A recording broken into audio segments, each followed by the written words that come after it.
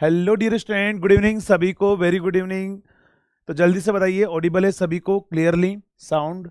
तो देखो, अपन कल कौन सा टॉपिक पढ़ रहे थे? कल अपना टॉपिक चल रहा था बेटा कम्यूटेशन का टॉपिक मैं आपको पढ़ा रहा था। तो कम्यूटेशन है, वहीं से अपन कंटिन्यू करेंगे। और मैंने आपको एक्सप्लेन किया था कम्यूटेशन क्या होता है। बताओ, कम्यूटेशन क्या होगा आपके पास में? The process of current reversal in a coil while undergoing commutation. यानी आपने अगर कोई भी कोइल, मान लो कोई ब्रश से पास आउट हो रही है ना, अगर कोई भी कोइल ब्रश से पास आउट हो रही है तो उसमें जो करंट रिवर्सल का जो प्रोसेस होगा उसी को अपन क्या बोलेंगे? कम्यूटेशन। तो वहां तक मैं आपको पढ़ा चुका था। फिर मैंने आपको ये भी एक्सप्लेन किया था कि करंट रिवर्सल कैसे होता है, तो वहां तक आपको एक्सप्लेन कर दिया था मैंने। इसके अलावा एक और पॉइंट मैंने आपको लिखाया था कि आपके पास में जो ब्रशेज है, अगर कम्यूटेशन अनसक्सेसफुल होता है तो ब्रशेज को हमें कहाँ शिफ्ट करना पड़ेगा? In the direction of rotation of generator. तो यहां तक वाला पार्ट कंप्लीट हो गया था। एक बार जल्दी से बताएंगे, यहां तक किसी को कोई डाउट तो नहीं है जो कल अपन ने पढ़ा था? इसके बाद में अपन पढ़ेंगे इंटरपोल्स और नेक्स्ट होगा कैरेक्टरिस्टिक्स एंड एप्लीकेशन। तो चलिए कम्यूटेशन से अपन कंटिन्यू करते हैं। कम्यूटेशन वाला टॉपिक अपना चल रहा था और मैंने आपको लिखाया था कम्यूटेशन क्या होता है? The process of current reversal in a coil while passing through brush. क्या होगा आपके पास में? Process of current reversal, process of current reversal in a coil while passing through brush, while passing through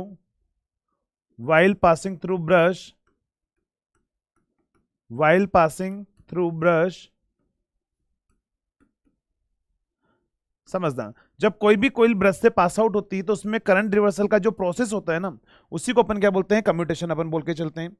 अगर हम बात करें, यहां पर मैंने आपको दो पॉइंट बोला था। एक मैंने आपको बोला था कम्यूटेटिंग टाइम, ठीक है, मैंने आपको बोला था कम्यूटेटिंग टाइम अलग होता है और कम्यूटेशन अलग होता है। लेकिन मैंने आपको एक पॉइंट ये भी लिखाया था कि अगर मान लो आपकी brushes with in commutating time में करंट को रिवर्स कर देती है तो अपन क्या बोलेंगे? कम्यूटेशन सक्सेसफुल होगा, है ना। कम्यूटेशन सक्सेसफुल होने के लिए कंडीशन क्या होगी आपके पास में? ब्रशेज क्या एमएनए एक्सिस पर होता है? डेफिनेटली, यही तो मैंने आपको लिखाया था कि ब्रशेज आपकी हमेशा जो है वो कहां पर होती है? एमएनए पर होती है, क्योंकि एमएनए भी फॉरवर्ड में शिफ्ट होती है, ब्रशेज को भी फॉरवर्ड में शिफ्ट किया, दोनों एक्चुअली सेम पोजीशन पर होती है आपके पास। जहां पर एमएनए होगी वहीं पर आपकी क्या होगी? ब्रशेज रहेगी हमेशा। क्लियर? तो चलिए यहां पर आते हैं अपन फिर से। और नेक्स्ट इंपॉर्टेंट पॉइंट क्या मैंने आपको एक्सप्लेन किया था? If the current reversal takes place, if the current reversal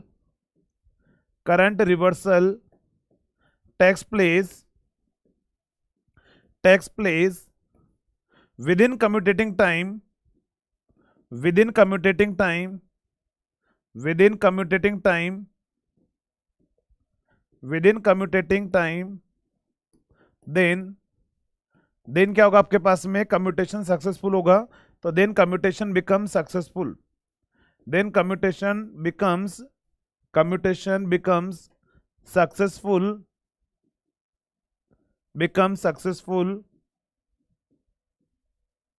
commutation become successful. अब समझना, यहां से अगर हम बात करें तो मैंने आपको यहां पर कोइल बताया था, यहां पर मेरे पास में क्या होगा? कोइल। तो ये मेरे पास में क्या है? कोइल है इस तरीके से। और यहां पर मैंने ब्रशेस शो करी थी आपको। समझना, अपना ब्रश यहां पर क्या होगा? कम्यूटेटर सेगमेंट होगा, ये होगा कम्यूटेटर सेगमेंट। और यहां पर क्या होगी आपके पास में? ये होगी कोइल, ये कोइल, इस तरह से कोइल होगी आपके पास में। और कोइल का कनेक्शन कुछ इस तरह से होगा।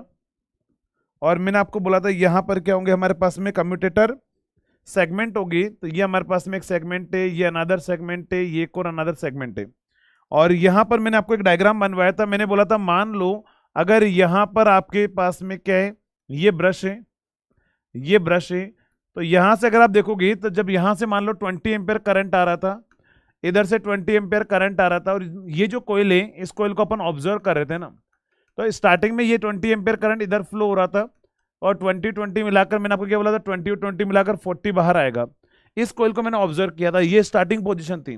लेकिन जैसे ही अपन एंडिंग में गए थे तो एंडिंग पर जाने के बाद में क्या हुआ था? इसमें 20 एम्पेयर करंट जो है वो आपके पास में रिवर्स हो चुका था। यानी कि अगर आप देखोगे ना कम्यूटेशन में क्या हो रहा है, तो कम्यूटेशन के टाइम पर ये जो कोयल है, जो कोयल ब्रश से पास आउट हो रही है, उसमें करंट क्या हो रहा है? चेंज हो रहा था।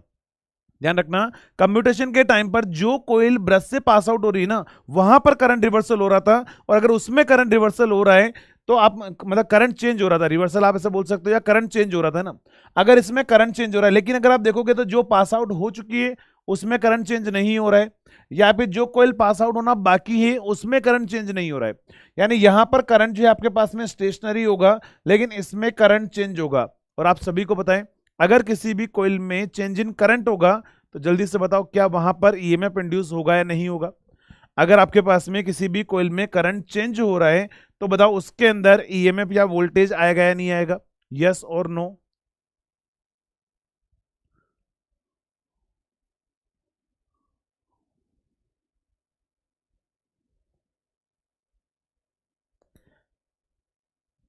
चलिए जल्दी से बताओ। हाँ गुड इवनिंग अमित, जगजीत, सभी को गुड इवनिंग। हाँ वहां पर आते हैं आकाश, थोड़ा सा वेट करो कि अगर मान लो current reversal within commutating time में नहीं होता है तो क्या होगा, उसकी बात भी अपन करेंगे ना। तो मैं यहाँ पर क्या बोल रहा हूँ, मेरे पास में यहाँ पर जो है कोयल में करंट चेंज हो रहा है, अगर किसी भी कोयल में करंट चेंज हो रहा है ना तो वहां पर ईएमएफ आएगा। अब आप बोलोगे सर आपने कभी ऐसा तो बोला नहीं, आपने तो ये बोला कि अगर फ्लक्स कटिंग एक्शन होगा तो ईएमएफ आएगा। अभी आप बोल रहे हो सर चेंज इन करंट होगा तो ईएमएफ आएगा, ये कुछ अजीब सा नहीं लग रहा है आपको? जल्दी से बताओ, ये कुछ अजीब सा नहीं लग रहा है क्या? मैंने बोला था फ्लक्स कटिंग एक्शन होगा तो ईएमएफ आएगा, अभी मैं बोल रहा हूँ चेंज इन करंट होगा तो भी ईएमएफ आएगा आपके पास में, है ना। तो समझना है इसका कहने का मतलब क्या है। यहाँ पर जो मैं बोल रहा हूँ यहाँ पर क्या होगा समझना। अगर आपको पता है अकॉर्डिंग टू फेराडे लॉ अपन क्या लिखते हैं, Faraday's law, according to Faraday's law क्या होगा, तो फेराडे के नियम के अनुसार जो आप बोलते हो कि इंड्यूस्ड ईएमएफ जो है वो क्या होता है आपके पास में N D phi by D T होता है। ये सभी को पता है कि N D phi by D T ये हमारे पास में इंड्यूस्ड ईएमएफ होता है। लेकिन अपने को पता है कि चूंकि जो आपके पास में किसी भी कोयल में जो फ्लक्स होगा ना वो डायरेक्टली प्रोपोर्शनल टू करंट होता है। जैसे मान लो आपके पास में ये कोई एक कोयल है, इस कोयल में यहां पर अगर कोई भी करंट फ्लो हो रहा है ना, और तो यहां पर क्या होगा फ्लक्स प्रोड्यूस होगा, और मैंने आपको लिखाया था कि फ्लक्स जो होगा वो डायरेक्टली प्रोपोर्शनल टू क्या होगा, करंट होगा। अगर मान लो इसके नंबर ऑफ टर्न्स एन है तो आप इसी को क्या लिखोगे, एन इंटू फाइव बराबर क्या लिखते हैं अपन, एल आई। जब प्रोपोर्शनल साइन हटता है तो आपके पास में नेटवर्क में भी आपने पढ़ा होगा, नहीं तो यहां पर आप लिख रहे हो कि यहां पर आपके पास एन जो है क्या इसके नंबर ऑफ टर्न्स है, और ये क्या आपके पास में फाइव है, तो एन इंटू फाइव जो है वो एल आई के बराबर होता है, ध्यान रखना है ना। एन इंटू फाइव जो है वो एल आई के बराबर होगा। तो एक काम करो यहां पर एन इंटू फाइव की जगह आप क्या रख सकते हो, एल इंटू आई रख सकते हो आप। तो एन इंटू फाइव की जगह अगर मान लो मैं ये वाला पॉइंट रिप्लेस करता हूं तो यहां से क्या आएगा बताओ, इंड्यूस्ड ईएमएफ जो होगा वो आपके पास में क्या होगा, L into D I divide by D T. क्या होगा आपके पास में, L into D I divide by D T आपके पास में क्या होगा, इंड्यूस्ड ईएमएफ होगा ना। तो ये हमारे पास में क्या है, इंड्यूस्ड ईएमएफ का ध्यान रखना ये फॉर्मूला भी होता है, ध्यान रखना इंड्यूस्ड ईएमएफ का ये फॉर्मूला भी होता है और इंड्यूस्ड ईएमएफ का ये फॉर्मूला भी होता है। बहुत बार अगर आपने क्वेश्चन किए होंगे ना, अगर आपने डीसी मशीन के क्वेश्चन किए होंगे कहीं पर, तो बहुत बार ऐसा हुआ होगा कि आपको दिया होगा किसी कोयल का, आपको बोला होगा इंडक्टेंस इतना है, आपको बोला होगा कोयल का इंडक्टेंस इतना है, rate of change of current इतना है, बताओ इंड्यूस्ड ईएमएफ कितना होगा। क्या बोलेगा, कोयल का इंडक्टेंस आपको देगा और rate of change of current देगा और आपसे पूछेगा बताओ इंड्यूस्ड ईएमएफ कितना होगा, तो आप यही तो लिखते हो L D I by D T. तो इसका मतलब ये भी ध्यान रखना, ये भी क्या है, इंड्यूस्ड ईएमएफ है, ये भी क्या आपके पास में इंड्यूस्ड ईएमएफ है। तो यानी कि ध्यान रखना इंड्यूस्ड ईएमएफ जो है वो N D phi by D T भी लिख सकते हो आप, L D I by D T भी लिख सकते हो आप, दोनों है ना, दोनों ही इंड्यूस्ड ईएमएफ ही आपके पास में। क्लियर, हाँ L D I by D T भी होता है। तो एक बार जल्दी से बताएंगे, ये पॉइंट समझ में आ गया। तो बहुत बार ध्यान रखना, आपको एग्जाम में वो कोयल का इंडक्टेंस देगा, rate of change of current देगा, आपसे पूछेगा इंडक्टेंस कितना, मतलब आपके इंड्यूस्ड ईएमएफ कितना होगा, आप यहां से बता सकते हो। अगर वो मान लो नंबर ऑफ टर्न्स दे, rate of change of flux दे, पूछे इंड्यूस्ड ईएमएफ कितना होगा, तो यहां से बताओगे। तो एग्जाम में ध्यान रखना कि आपको डेटा क्या दे रखा है ना, वो आपको जो है ये डेटा दे रहा है या फिर ये डेटा दे रहा है, उसके अकॉर्डिंग जो है आपको आंसर लगाना पड़ेगा। समझ में आ गया सभी को?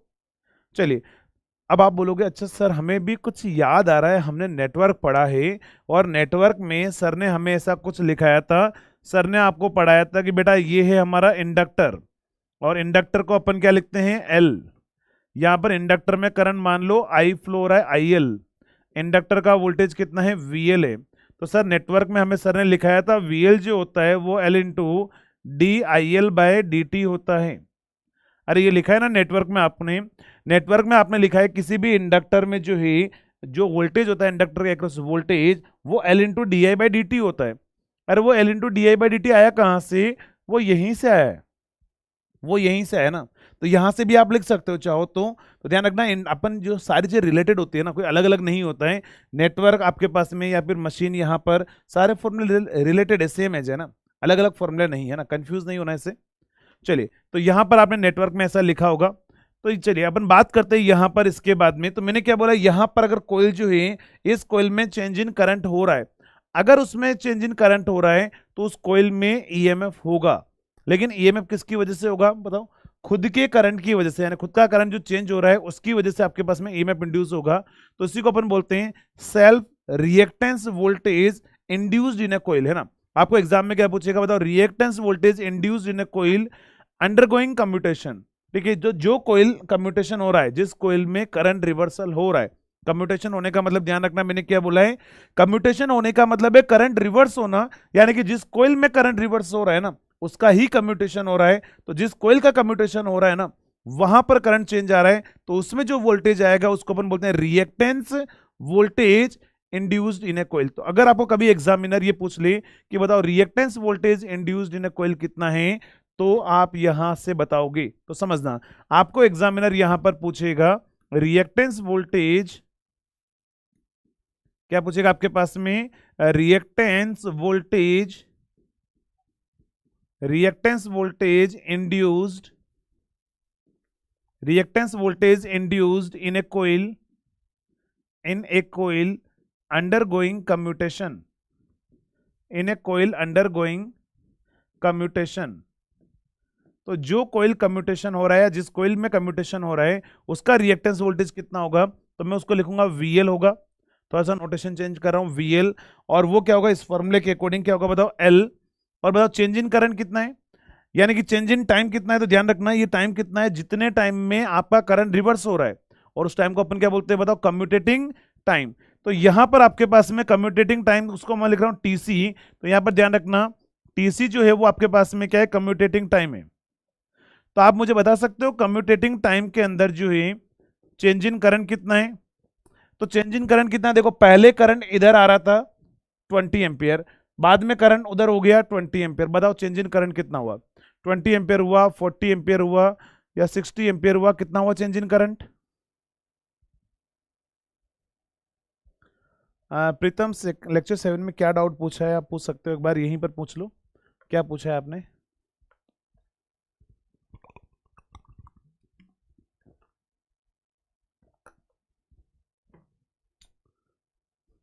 और चेंज इन करंट कितना एक बार जल्दी से बताएंगे सभी लोग। तो देखो पहले करंट आपके पास में 20 इधर आ रहा था, फिर 20 उधर हो गया, तो चेंज कितना हुआ, 40 का चेंज हुआ, ध्यान रखना है ना। देखो 20 एम्पियर करंट इधर आ रहा था, पहले वो 0 हुआ, तो 20 का चेंज तो वही हो गया, 20 से 0 पर आया, फिर 0 से वापस अपोजिट 20 में और गया, इसका मतलब कितना हुआ, 40 एम्पियर का चेंज हुआ है। और 40 एम्पियर का चेंज हुआ मतलब 2I का चेंज हुआ है क्या, 2I क्या है बताओ। तो जो कोयल का एक करंट था, ये मान लो ये करंट आपके पास में I है, और इधर भी करंट कितना है जो I है, तो यहां पर जो करंट आ रहा था ना उसमें चेंज कितना होगा, 2I का होगा। तो ये आपके पास में फॉर्मूला होगा reactance voltage induced in a coil undergoing commutation. तो ये फॉर्मूला सभी को समझ में आ गया, तो एक बार रिप्लाई कर दो कि ये सर क्लियर है, फिर अपन आगे बढ़ते हैं। तो एग्जामिनर ध्यान रखना ऐसा क्वेश्चन पूछेगा आपको वहां पर, है ना।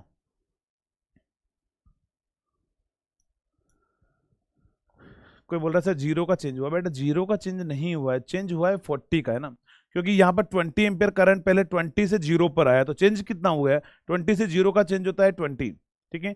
फिर 0 से वापस 20 गया अपोजिट में, तो चेंज कितना हुआ आपके पास में, वो 20 हुआ। मतलब आप इसको ऐसा भी लिख सकते हो चाहो तो, पहले आपके पास में L है, I करंट में से माइनस कर दो माइनस I को, डिवाइड बाय TC कर दो। माइनस माइनस क्यों किया बताओ, क्योंकि करंट पहले इधर था और बाद में अपोजिट डायरेक्शन में होगा, तो दूसरा वाला करंट माइनस में जाएगा, तो माइनस माइनस प्लस करके वही फॉर्मूला आएगा आपके पास में, ठीक है। तो वैसे फॉर्मूला आपका वो सेम ही आएगा।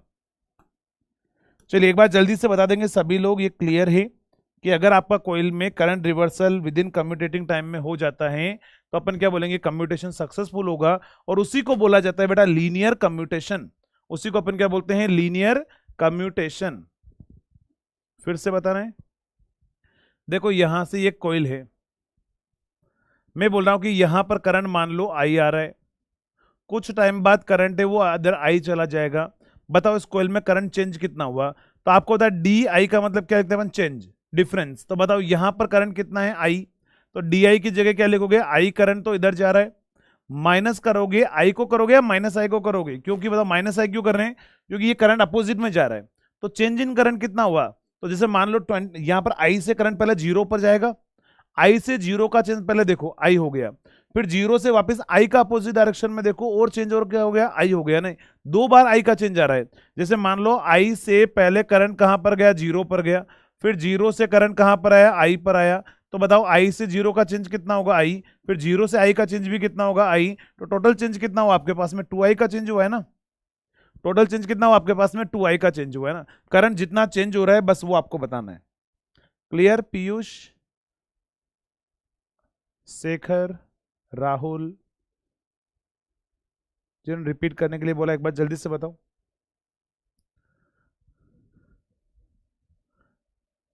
चलिए, तो यहां पर मैंने आपको क्या बोला कि अगर आपके पास में क्या है, if the current reversal takes place within commutating time then commutation become successful. Commutation successful होगा, इसको अपन बोलते हैं this is called linear commutation. इसको अपन क्या बोलते हैं, this is called linear commutation. क्या बोलते हैं अपन इसी को, लीनियर कम्यूटेशन जो है वो हम इसको बोल के चलते हैं, ध्यान रखना क्या होगा, लीनियर कम्यूटेशन होगा। लेकिन अगर हम बात करें यहां पर दूसरा, कि अगर मान लो current reversal within commutating time में नहीं होता है, तो अगला पॉइंट क्या होगा, if the current reversal, if the current reversal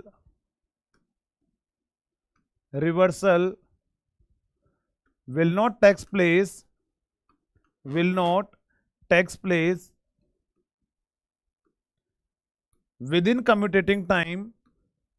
क्या होगा आपके पास में, अगर current reversal within commutating time में नहीं होता है, कम्यूटेटिंग टाइम, देन क्या होगा आपके पास में, कम्यूटेशन क्या होगा आपके पास में, अनसक्सेसफुल होगा।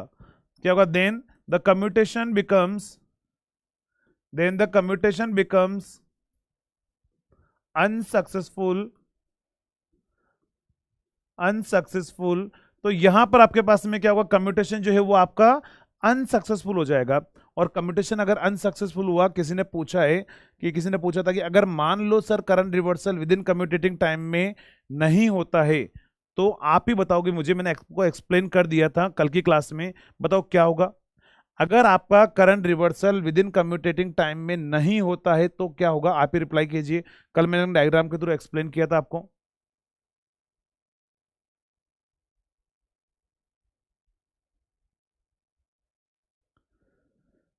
क्या बोल रहे हो, सेल्फ एक्साइटेड जनरेटर के को प्राइम मूवर से स्टार्ट करने के बाद कॉन्स्टेंटली उसकी स्पीड रन क्यों करने लग जाती है।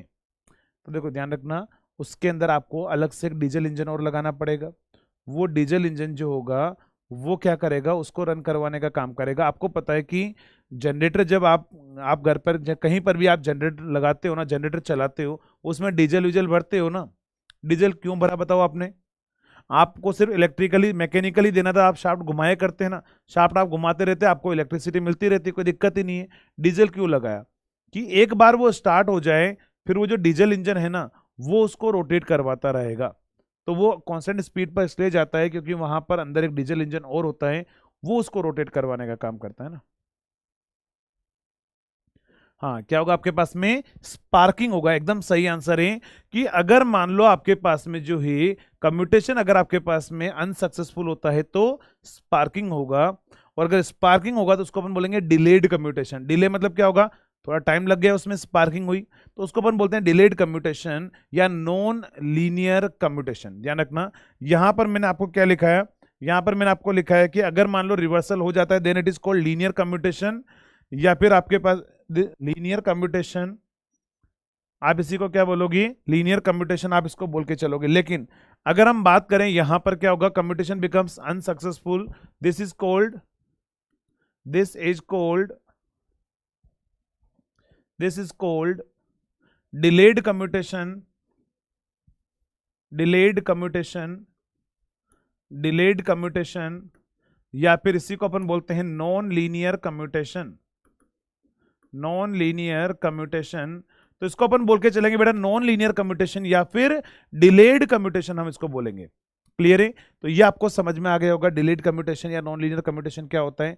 और फिर मैंने आपको बोला था अगर इसे इंप्रूव करना है तो आपको ब्रशेस को शिफ्ट करना पड़ेगा कहां पर, in the direction of rotation of generator. Clear? तो ये मैं आपको एक्सप्लेन कर चुका हूं। आई थिंक इसमें किसी को कोई डाउट नहीं होना चाहिए। कल की मैंने आपको डायग्राम बनाकर एक्सप्लेन किया था ना। अब अपन बात करते हैं नेक्स्ट टॉपिक पर, और नेक्स्ट होगा आपके पास में टाइप्स ऑफ कम्यूटेशन।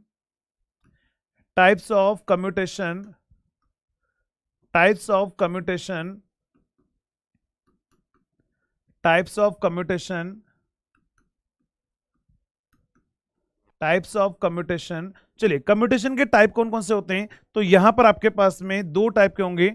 एक होगा आपके पास में रेजिस्टेंस कम्यूटेशन, एक होगा आपके पास में रेजिस्टेंस कम्यूटेशन, रेजिस्टेंस कम्यूटेशन, और दूसरा होगा आपके पास में वोल्टेज कम्यूटेशन, वोल्टेज कम्यूटेशन।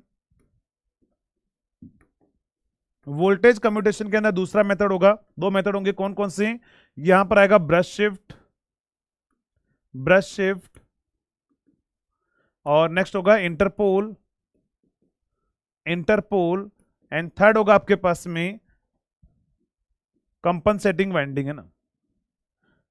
चलो उसको अपन बाद में लिख देंगे, कंपनसेटिंग वाइंडिंग के बारे में वैसे मैं आपको लिखा चुका हूं, समझना। यहां पर मेनली अपन बात करेंगे रेजिस्टेंस कम्यूटेशन और वोल्टेज कम्यूटेशन की, हम यहां पर बात करेंगे।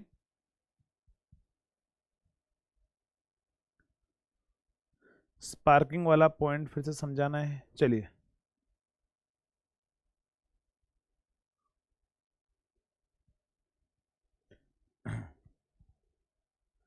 फिजिकली एमएनए कैसे पता करें? बेटा फिजिकली नहीं पता कर सकते। आप मुझे बताओ, पहला अगर आपको एमएनए पता करनी है तो मैंने क्या बोला था?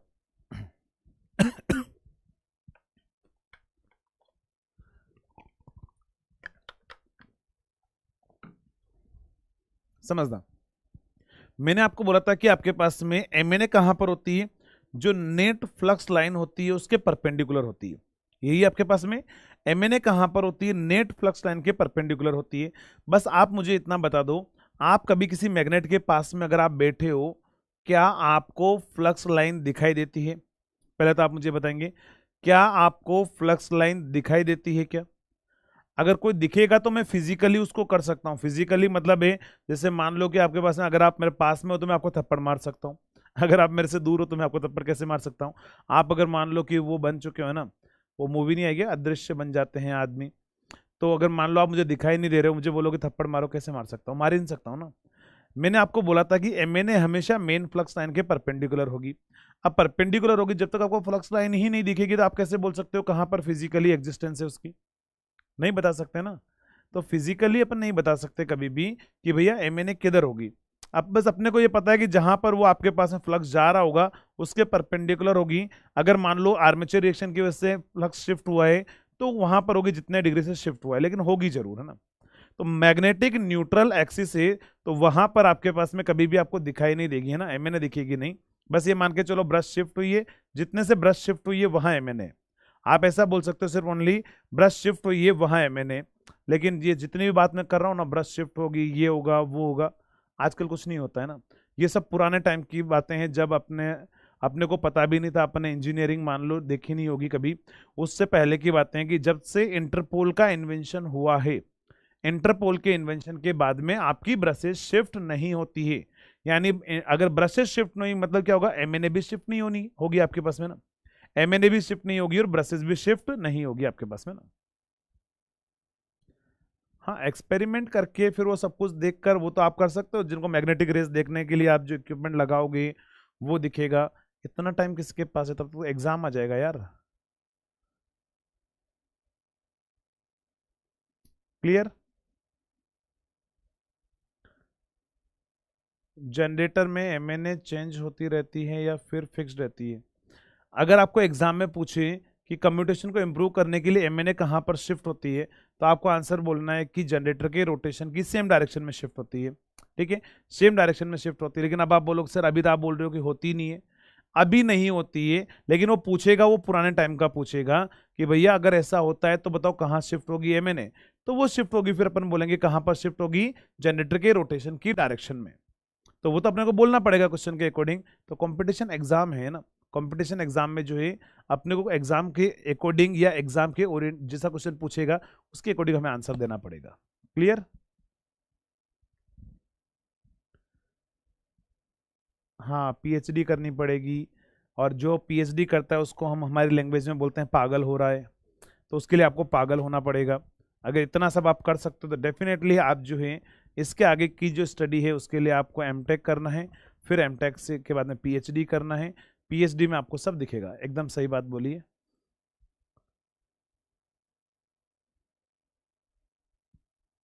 हाँ, एग्जाम की अपन प्रिपरेशन कर रहे हैं। ठीक है, एक्चुअली अपने को एग्जाम ओरिएंटेड जो है वो चीज़ें पढ़नी है कि आपकी जॉब लगनी चाहिए, है ना। यहाँ पर क्लास के अंदर जो है बहुत सारे मुझे किसी एक आध स्टूडेंट ने मैसेज भी किया था, मुझे बोले बोले सर कि बॉस मतलब आप इमोजी इमोजी लेकर आया करो ना, जो मशीन के साथ में कुछ पिक्चर हो, वहाँ पर इमोजी हो, उसको देख के मज़ा आता है।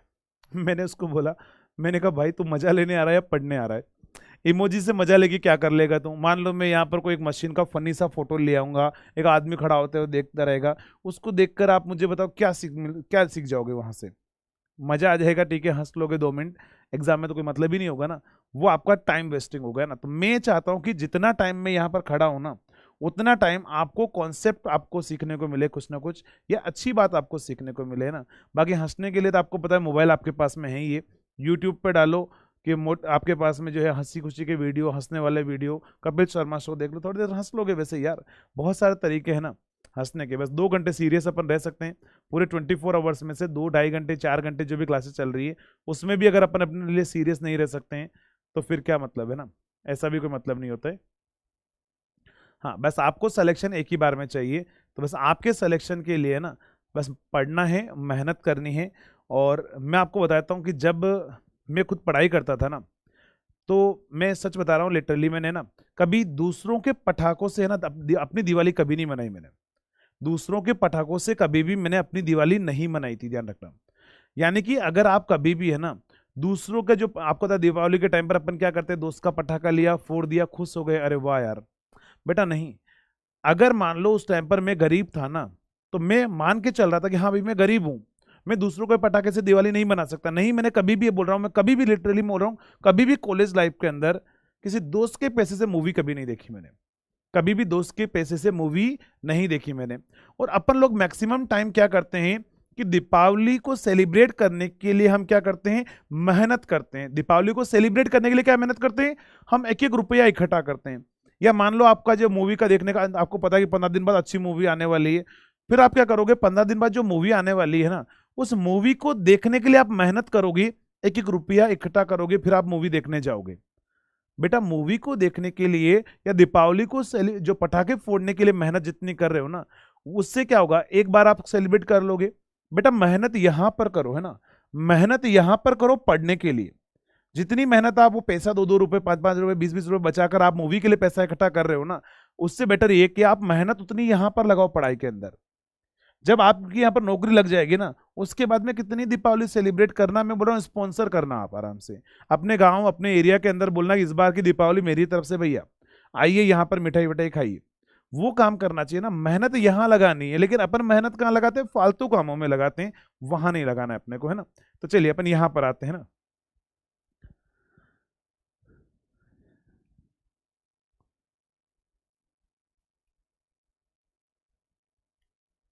चलिए, थैंक यू सो मच सभी के जो इतने अच्छे अच्छे आप लोग कमेंट कर रहे हो। ये आपके जो कमेंट है यही हमारा मोटिवेशन है ना। एक्चुअली आप इतना प्यार दिखाते हो तो हमारा मन करता है कि भैया बच्चे को एक एक चीज जो है ना वो कॉपी में लिखानी है, जो आपको एग्जाम में पूछ सकता है। और मुझे पता है जो नहीं पूछ सकता है तो मैं नहीं लिखाता हूँ, है ना। जो नहीं पूछ सकता है वो नहीं लिखाना, क्योंकि मुझे पता है कि वो लिखा दूंगा उससे माइंड पे बर्डन आएगा। मुझे बस सिलेक्शन चाहिए आप लोगों का, है ना। और सिलेक्शन के अकॉर्डिंग जो कंटेंट आपको जितना रिक्वायर्ड होगा वो सारा मैं आपको यहाँ पर डिलीवर करूंगा। ठीक है बेटा।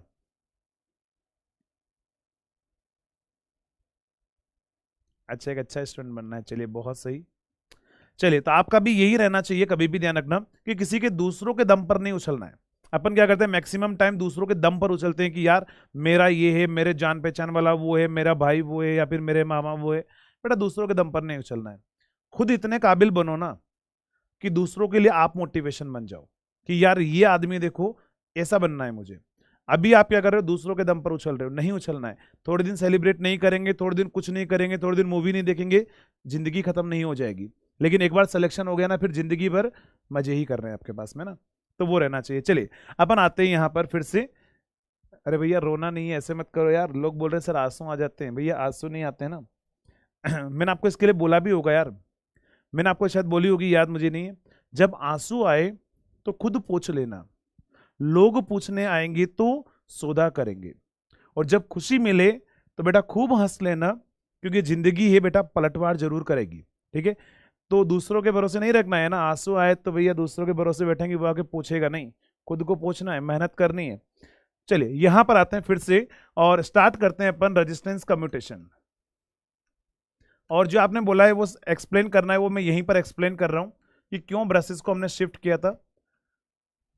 Resistance commutation, resistance commutation, resistance commutation. चलिए तो देखो रेजिस्टेंस कम्यूटेशन, आप यहां पर रेजिस्टेंस जो है वो कैसे कम्यूटेशन को इंप्रूव करेगा। तो पहले कम्यूटेशन की प्रॉब्लम क्या आ रही थी, कम्यूटेशन क्यों अनसक्सेसफुल हो रहा था, और क्यों हमें सक्सेसफुल करने के लिए इतना सारा काम करना पड़ रहा है ना। तो पहले अपन यहां पर बात करते हैं, मैं आपको फिर से एक्सप्लेन कर देता हूं कि मैंने लास्ट में जाते जाते कल की क्लास में मैंने आपको क्या एक्सप्लेन किया था। मैंने आपको ये एक्सप्लेन किया था कि मान लो अगर आपके पास में क्या है, ये आपका सेगमेंट है 1, ये आपका अनदर सेगमेंट है 2, और ये आपके पास में क्या है 4 सेगमेंट है ना। और यहां पर आपके पास में क्या है, कोयल है, ये आपके पास में क्या है, फर्स्ट कोयल, सेकंड कोयल, ये होगा आपके पास में थर्ड कोयल। इस तरीके से आपके पास में क्या है, बहुत सारी कोयल्स है।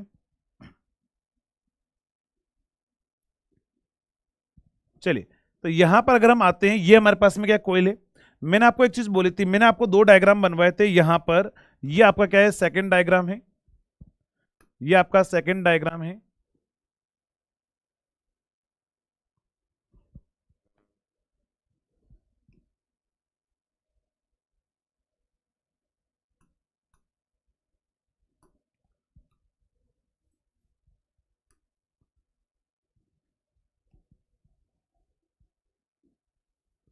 चलिए ये 2 डायग्राम मैंने बनवाए थे आपको।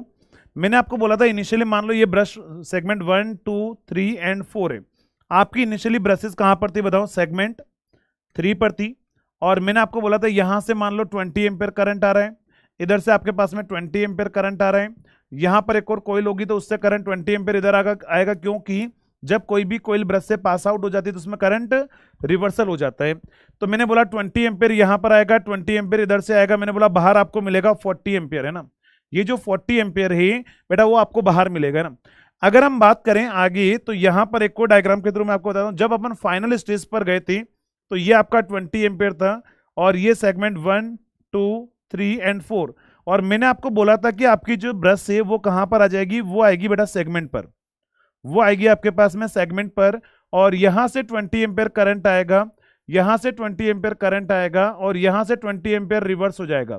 तो मैंने आपको ये बोला था कि अगर मान लो पहले 20 एम्पियर करंट इस कोयल में इतना है, 20 एम्पियर करंट इस कोयल में इतना है, जब ये कोयल आगे जा रही है और आपके पास में जब ये कोयल आगे गई है तो ब्रश से जब पास आउट हो गई तो 20 एम्पियर करंट रिवर्स हो गया, तो मैं बोलूंगा कम्यूटेशन सक्सेसफुल है, मुझे कुछ भी करने की रिक्वायरमेंट नहीं है।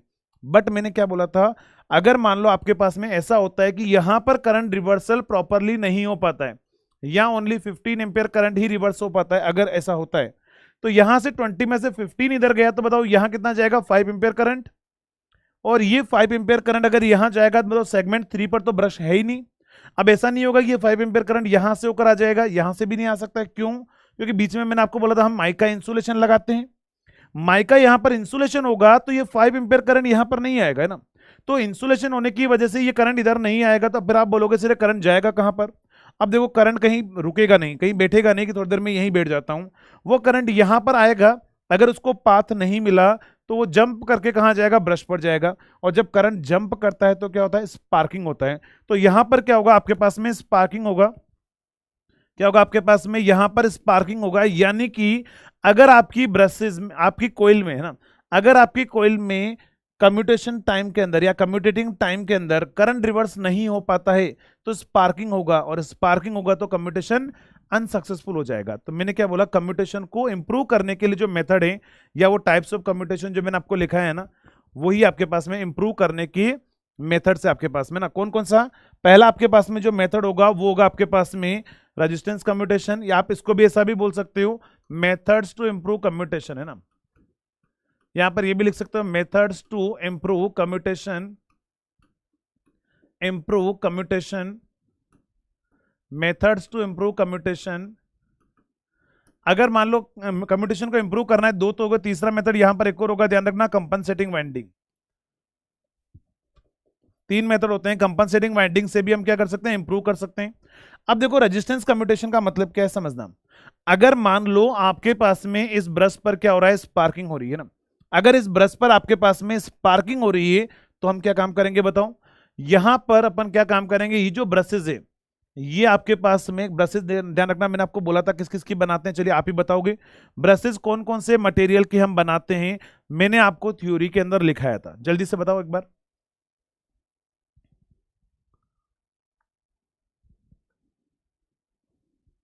चलिए जल्दी से बताओ।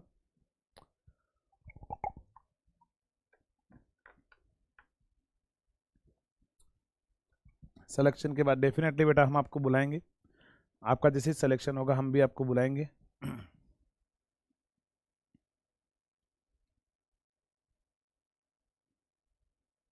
शॉर्ट नोट्स तो मैं खुद बनवाऊंगा, अभी आप वेट करो शॉर्ट नोट्स का। 4 सेगमेंट, मतलब सेगमेंट तो बहुत सारे होते हैं, मैंने तो ऐसे जनरली यहाँ पर 4 सेगमेंट बनाए हैं, ऐसा नहीं होगा कि 4 ही सेगमेंट होंगे। हाँ मैंने आपको बोला था कि आपके पास में जो आपकी ब्रशेज है या तो कार्बन की बनी होगी या कॉपर ग्रेफाइट की बनी होगी। अगर मान लो आपकी कार्बन की ब्रशेज है और एक कॉपर की ब्रशेज है, रजिस्टेंस किसका ज्यादा होता है, तो सभी को पता है कार्बन का रजिस्टेंस आपके पास में क्या होता है, ज्यादा होता है। तो अगर मान लो मैं यहाँ पर रजिस्टेंस कम्यूटेशन में क्या करूंगा, ध्यान रखना, रजिस्टेंस कम्यूटेशन के अंदर जो है हमारी यहां पर जो लो रेजिस्टेंस कॉपर ब्रशेज होगी ना, उसको हम हाई रेजिस्टेंस कार्बन ब्रशेज से रिप्लेस कर देंगे। अगर कम्यूटेशन की प्रॉब्लम आ रही है तो हम यहां पर जो ब्रशेज बनाएंगे वो कार्बन की बनाएंगे, और अगर कार्बन की अगर मैं ब्रशेज यूज करूं तो बताओ क्या होगा, यहां पर क्या होगा, ये जो करंट जंप कर रहा होगा, मैंने बोला कार्बन का रेजिस्टेंस ज्यादा होगा, अगर कार्बन का रेजिस्टेंस ज्यादा होगा तो ये करंट जब यहां पर जंप करेगा तो आपको पता है अगर रेजिस्टेंस बढ़ गया तो वो रेजिस्टेंस क्या करेगा, उस करंट जो सीवियर करंट होगा उसके मैग्नीट्यूड को कम कर देगा। अरे आपके पास में सपोज मान के चलो यहां पर वोल्टेज कुछ भी 10 वोल्ट है, यहाँ रेजिस्टेंस 5 ओम है, जो भी करंट आ रहा होगा मान लो 2 एम्पियर करंट आ रहा है, अगर मान लो ये 10 ओम हो जाए तो बताओ करंट कितना आएगा, 1 एम्पियर ही आएगा ना। यानी कि जब आपके पास में क्या होगा, यहां पर हाई रेजिस्टेंस कार्बन ब्रशेज होगी तो इस करंट की सीवियरिटी को कम कर देगी, और स्पार्किंग, ऐसा नहीं होगा स्पार्किंग पूरी एलिमिनेट हो जाएगी, ऐसा नहीं होगा पूरी एलिमिनेट हो जाए, पूरी एलिमिनेट तभी हो सकती है जब ये इनफाइनाइट रेजिस्टेंस हो, और किसी का इनफाइनाइट रेजिस्टेंस होता नहीं है। अगर इनफाइनाइट रेजिस्टेंस हो तो करंट जंप करके आ ही नहीं पाएगा, करंट जीरो होगा। बट प्रैक्टिकली क्या होगा, करंट के मैग्नीट्यूड को थोड़ा सा कम कर देगी, और अगर आपको कम कर दिया तो थोड़ा सा कम्यूटेशन इंप्रूव होगा। आपको एग्जामिनर ऐसा पूछता है कि क्या हम रेजिस्टेंस कम्यूटेशन से कम्यूटेशन को पूरा इंप्रूव कर सकते हैं, क्या नहीं कर सकते हम, हाँ कुछ एक्सटेंट तक थोड़ा सा अपन कम्यूटेशन को इंप्रूव कर सकते हैं, थोड़ा बहुत वैल्यू कर सकते हैं, ज्यादा हमें कोई फर्क नहीं पड़ेगा इससे, लेकिन इंप्रूव कर रहा है चाहे थोड़ा करे चाहे ज्यादा करे, इंप्रूव तो कर रहा है ना। इसीलिए अपन क्या बोलेंगे कि रेजिस्टेंस कम्यूटेशन के अंदर भी हम क्या कर सकते हैं, रेजिस्टेंस से भी अपन क्या कर सकते हैं, कम्यूटेशन को इंप्रूव कर सकते हैं। तो यहां पर इंपॉर्टेंट पॉइंट क्या होगा समझना, रेजिस्टेंस कम्यूटेशन का मतलब क्या होगा तो समझना, यहां पर इन दिस मेथड, इस मेथड में क्या करेंगे अपन, in this method, in this method we will replace we will replace we will replace the low resistance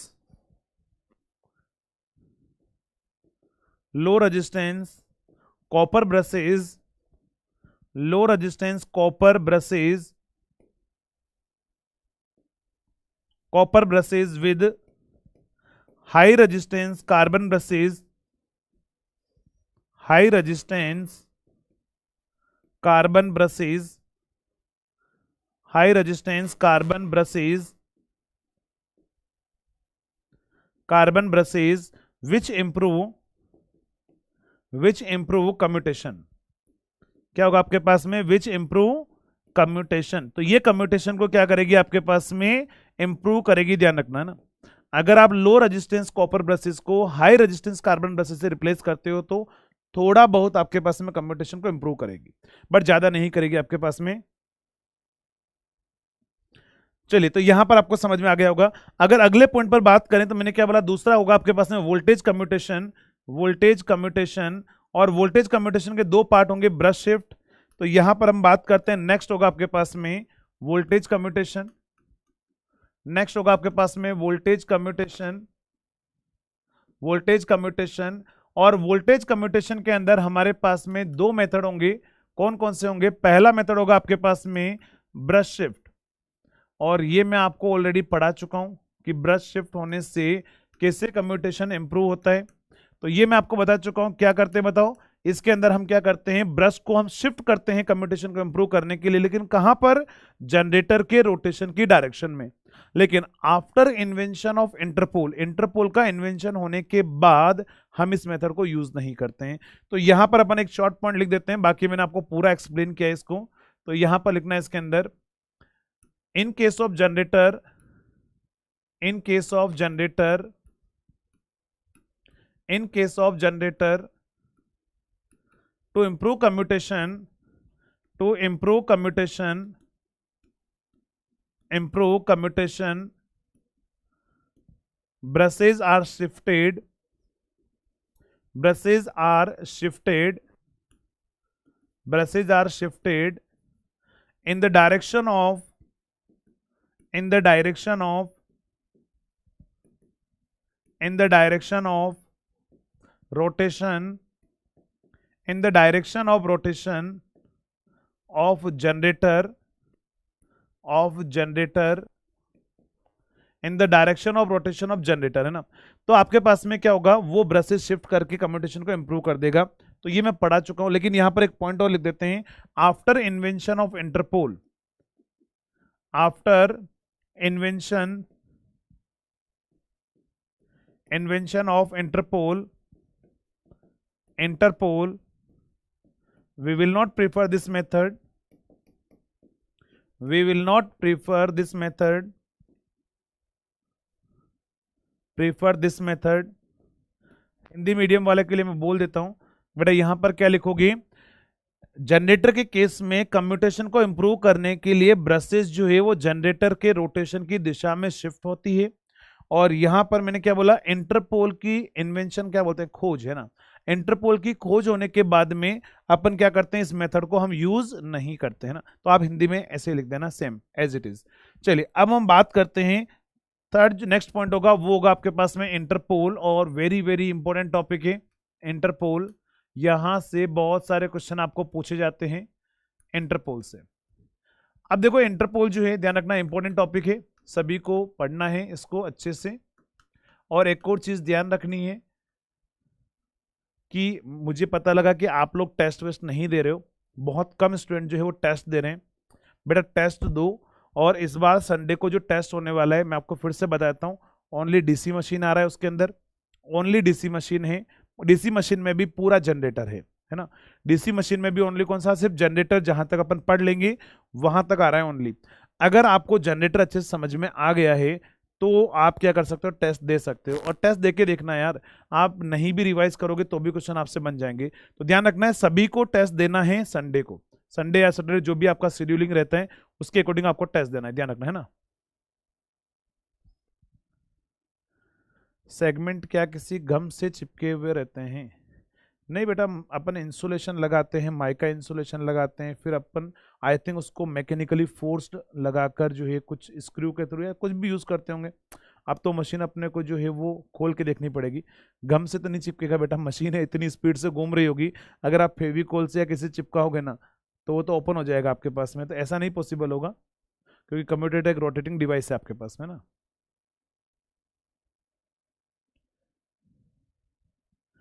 ठीक है, तो इस बार टेस्ट सभी को देना है, इस चीज का ध्यान रखना। चलिए, देखो इंटरपोल्स की अगर हम बात करें तो इंटरपोल क्या होता है समझना।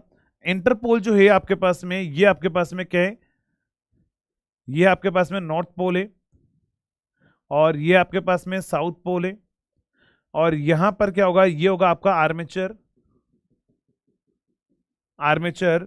और यहां से अगर हम बात करें तो ये हमारे पास में क्या है, जीएनए एमएनए, जहां पर क्या होती है आपके पास में ब्रशेज होगी, तो यहां पर क्या होगी, ब्रशेज, यहां पर भी क्या होगी, ब्रश होगी, और यहां पर होंगे आपके पास में इंटरपोल, है ना। यहां पर क्या होगा, ये होगा इंटरपोल, इंटरपोल। और यहां पर इसके ऊपर भी क्या होती है, वाइंडिंग होती है। कौन सी वाइंडिंग, ध्यान रखना, आर्मेचर से जो वाइंडिंग जा रही है, ये आर्मेचर से जो वाइंडिंग जा रही है वो कहां पर होती है, इंटरपोल पर होती है, ध्यान रखना। इस तरह से इंटरपोल पर भी वाइंडिंग होती है। तो मैंने आपको जब जनरेटर मैंने आपको पढ़ाया था ना, वहां पर मैंने आपको लिखाया था कि इंटरपोल की जो वाइंडिंग है ना, वो आर्मेचर के सीरीज में होती है। वो आपको दिख रहा है, देखो ब्रशेस से जो टर्मिनल जा रहा है वो यहां पर भी जा रहा है। और ये ध्यान रखना, यहां पर मैंने आपको बोला था कंपनसेटिंग वाइंडिंग भी होती है, और यही टर्मिनल यहां से कंपनसेटिंग वाइंडिंग से भी यहां पर कनेक्ट रहता है ना। तो ध्यान रखना, जो आपके पास में आर्मेचर से जो टर्मिनल निकलता है वो कंपनसेटिंग वाइंडिंग को भी सीरीज में कनेक्ट करता है, और यहां पर भी होगा। अब आप बोलोगे सर ऐसा कैसे पॉसिबल है कि उसको भी सीरीज में ले ले और उसको भी सीरीज में ले ले। वायर का कनेक्शन ऐसा लेंगे कि यहाँ, अब अभी इस डायग्राम से ध्यान रखना, इस डायग्राम से तो आपको ये कंफ्यूजन हो रहा होगा कि सर यहाँ करंट आ रहा है, थोड़ा इधर जा रहा है, थोड़ा इधर जा रहा है, बताओ सीरीज में कैसे हुआ। ऐसे कनेक्शन नहीं होगा, ध्यान रखना, है ना। पहले आपके पास में या तो हो सकता है कि इंटरपोल पे जाए, फिर वहां से होते हुए इसमें आएगी, लेकिन दोनों सीरीज में होगी, है ना। तो वो कनेक्शन के ऊपर डिपेंड करता है। तो ध्यान रखना, मैंने क्या बोला, पहला इंपॉर्टेंट पॉइंट क्या है कि आपके पास में जो इंटरपोल की जो वाइंडिंग है वो आर्मेचर के सीरीज में कनेक्ट रहती है। तो पहला इंपॉर्टेंट पॉइंट अपन यहां पर लिखते हैं, the interpole winding, the interpole winding, interpole winding is remain connected, is remain connected, is remain connected in series with, remain connected in series with, in series with armature. तो ध्यान रखना, आपके पास में आर्मेचर के सीरीज में होगी। यानी कि अगर हम बात करें तो ये इंटरपोल वाइंडिंग है, ये कंपनसेटिंग वाइंडिंग है, और ये आपके पास में क्या है, आर्मेचर है, कुछ ऐसा सर्किट होगा। तो ये ध्यान रखना, ये है आईपीडब्ल्यू बोल दो, इंटरपोल वाइंडिंग, और ये है कंपनसेटिंग वाइंडिंग आपके पास में ना। तो ये दोनों वाइंडिंग भी सीरीज में होगी। अगले अगर पॉइंट की बात करें तो यहां पर आपको दिख रहा होगा कि ये जो इंटरपोल की साइज है वो कंपेरेटिव टू मेन पोल के कंपैरिजन में क्या होता है, छोटी साइज के बनाते हैं। बात आती है सर क्यों छोटी साइज के क्यों बना रहे हैं, क्योंकि देखो यहां पर आपके पास मैक्सिमम पार्ट तो कौन कवर कर रहा है, पोल कोर। मैंने आपको बोला था ये जो आपके पास है पोल फेस है ना, ये जो पोल फेस है, ये पोल फेस यहां तक तो आर्मेचर रिएक्शन को न्यूट्रलाइज कर देगा, लेकिन यहां पर जो आर्मेचर रिएक्शन का इफेक्ट होगा, यहां पर जो आर्मेचर रिएक्शन का इफेक्ट होगा उसको न्यूट्रलाइज नहीं कर पाएगा। समझना, यहां पर जो आर्मेचर रिएक्शन का इफेक्ट होगा उसको कौन न्यूट्रलाइज नहीं कर पाता है, कंपनसेटिंग वाइंडिंग, है ना। तो ये जो इंटरपोल है यहां पर, इस इंटरपोलार रीजन, इसको अपन क्या बोलते हैं, ध्यान रखना, इसको बोला जाता है इंटरपोलार रीजन, इंटरपोलार रीजन। तो ध्यान रखना, इंटरपोलार रीजन क्या है, जहां पर इंटरपोल को रखा जाता है, जिस पार्ट में इंटरपोल अपनी आर्मेचर रिएक्शन को मिनिमाइज करता है उसको अपन बोलते हैं इंटरपोलार रीजन। तो ये इंटरपोलार रीजन है, और ये भी क्या बताओ, ये इंटरपोलार रीजन है जहां पर इंटरपोल हमने रखे हैं। तो ध्यान रखना, इंटरपोल को कहां पर रखते हैं, इंटरपोलार रीजन में रखते हैं। इंटरपोल क्या काम करता है, इस इंटरपोलार रीजन के अंदर जो है आर्मेचर रिएक्शन को इंप्रूव करने का काम करता है। तो यहां से अपन क्या बोल सकते हैं, यहां पर नेक्स्ट इंपॉर्टेंट पॉइंट होगा आपके पास में interpole, interpole, interpole remove the effect of armature reaction, remove the effect of armature reaction, effect of armature reaction, effect of armature reaction in कहां पर बताओ, इंटरपोलर रीजन, इन इंटरपोलर रीजन, इंटरपोलर रीजन। तो देखो interpole को जो आपके पास में क्या करना है, थोड़े से पार्ट में ही आर्मेचर रिएक्शन को मिनिमाइज करना है। अगर स्मॉल पार्ट में मिनिमाइज करना है, इसीलिए इसकी शेप क्या होगी आपके पास में, छोटी शेप अपन बनाएंगे मेन पोल के कंपैरिजन में, है ना। तो अगला इंपॉर्टेंट पॉइंट क्या होगा आपके पास में, नेक्स्ट इंपॉर्टेंट पॉइंट होगा आपके पास में the size of main pole, the size of main the size of interpole is very small, is very small in comparison with, in comparison with, in comparison with, in comparison with main pole, main pole, and it is, and it is tapered in shape, tapered in shape to improve commutation, tapered in shape to improve, tapered in shape to improve या फिर to avoid, to avoid the saturation effect, saturation effect, यानी saturation के effect को कम करने के लिए, ध्यान रखना, सेचुरेशन के इफेक्ट को कम करने के लिए हम जो इसकी शेप बनाते हैं वो टेपर्ड शेप का अपन बनाते हैं, ताकि वो आपके पास में सेचुरेट ना हो जाए, है ना। उसके लिए अपन टेपर्ड शेप बनाते हैं यहां पर। और ध्यान रखना इंटरपोल को, ध्यान रखना इंटरपोल हर दो मेन पोल के बीच में होता है। क्या बोला मैंने, हर दो मेन पोल के बीच में इंटरपोल हमेशा रखा जाता है, इस चीज का ध्यान रखना, है ना। चलिए नेक्स्ट अगर हम बात करें यहां पर अगले पॉइंट पर बात करें, तो ये इंटरपोल और क्या काम करता है, तो ध्यान रखना कम्यूटेशन को तो इंप्रूव करेगा, कम्यूटेशन को तो इंप्रूव करेगा ही करेगा। कैसे इंप्रूव करेगा, तो समझना यहां पर ये जो आपके पास में क्या है, ये जो कोयल है, समझना यहां पर मैंने क्या बोला था, ब्रशेज है, और यहां से इधर से कोयल आ रही होगी, इधर कोयल आपके पास में आगे होगी, तो ये जो कोयल जब पास आउट होगी ना, देखो ये वाली कोयल है ना, ये वाली कोयल ब्रश से पास आउट होगी, तो इस वाली कोयल में क्या होगा, करंट में चेंज होगा। जो कोयल ब्रश से पास आउट होगी उसमें क्या होगा, रिएक्टेंस वोल्टेज इंड्यूस होगा। तो ध्यान रखना ये इंटरपोल क्या काम करता है, यहां पर आर्मेचर रिएक्शन को तो मिनिमाइज करेगा ही करेगा, प्लस साथ में इस कोयल में जो रिएक्टेंस वोल्टेज इंड्यूस हो रहा होगा उसको भी मिनिमाइज करेगा। तो ध्यान रखना इंटरपोल आपके पास में दो काम करता है, एक तो इंटरपोलर रीजन में आर्मेचर फ्लक्स को एलिमिनेट करता है, दूसरा काम करता है आपके पास में कि यही इंटरपोलर रीजन के अंदर जो या फिर जो कोयल कम्यूटेशन में पार्ट ले रही है जिसमें रिएक्टेंस वोल्टेज आ रहा है, उसमें जो रिएक्टेंस वोल्टेज आ रहा है ना उसको भी मिनिमाइज करने का काम करता है कौन, तो वो करेगा इंटरपोल। तो यहां पर नेक्स्ट पॉइंट अपन क्या लिखेंगे, नेक्स्ट पॉइंट क्या होगा आपके पास में, interpole not only remove, interpole, interpole not only remove, not only remove armature flux, armature flux कहां पर, in interpolar region, in interpolar region,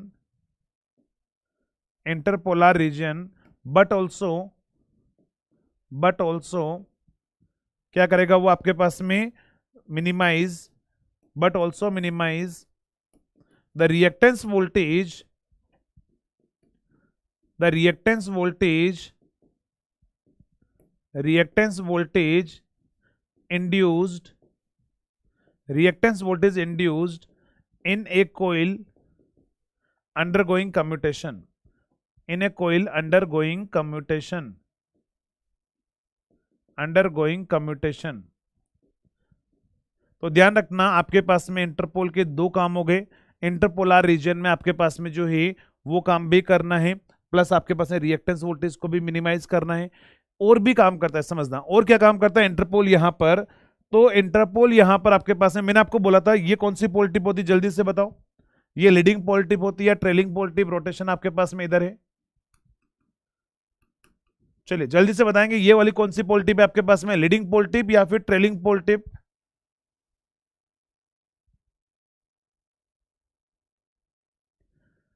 पोल शू का थोड़ा सा और पार्ट एक्सटेंड कर सकते हैं, नहीं बेटा नहीं कर सकते, पूरा आप ऐसा नहीं बना सकते हो, है ना, बिल्कुल भी आप इतना क्लोज नहीं बना पाओगे, वो डिजाइनिंग पॉसिबल नहीं है। पोल शूज जो है वो लगभग 80% पार्ट को कवर कर लेता है, लेकिन 20% पार्ट को कवर नहीं कर पाता है। कौन सी पोल टिप है? ट्रेलिंग पोल टिप, एकदम सही है आपके पास में। ट्रेलिंग पोल टिप ये आपके पास में होगी ट्रेलिंग पोल टिप। अब देखो ट्रेलिंग पोल टिप आपके पास है, मैंने आपको बोला था ट्रेलिंग पोल टिप पर यहां पर जो फ्लक्स की कंसंट्रेशन है वो बढ़ती है ना, ट्रेलिंग पोल टिप पर यहां पर फ्लक्स की कंसंट्रेशन बढ़ती है, और यहां पर लीडिंग पोल टिप पर फ्लक्स कम होता है। तो यहां पर ये जो इंटरपोल होते हैं ना, अब आप बोलोगे सर ये भी तो पोल है, अरे ये भी तो पोल है, इस इंटरपोल की पोलैरिटी क्या होगी? तो ध्यान रखना यहां पर ट्रेलिंग पोल टिप पर फ्लक्स एक्स्ट्रा है, लेकिन कौन से वाले पर बताओ? नॉर्थ पोल पर यहां पर फ्लक्स एक्स्ट्रा है। तो मैं चाहता हूं कि यहां पर फ्लक्स ज्यादा है या फ्लक्स कम है, उसकी इनइक्विटी जो होती है आपके पास में, अनइक्वल जो फ्लक्स है वो एलिमिनेट हो जाए।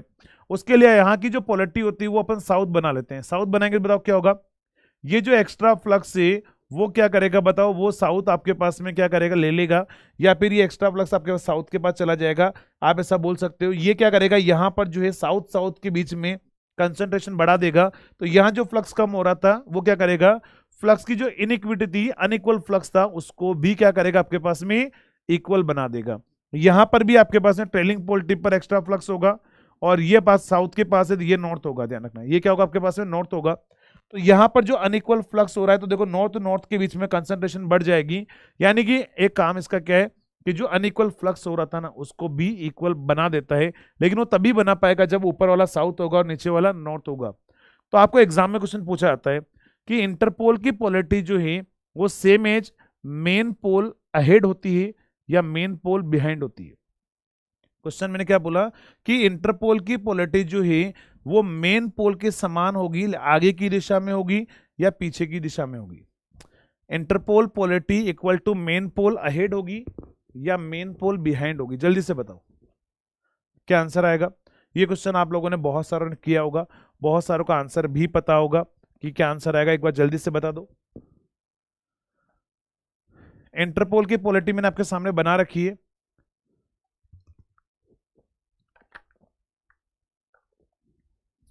Interpole polarity equal to main pole ahead या behind.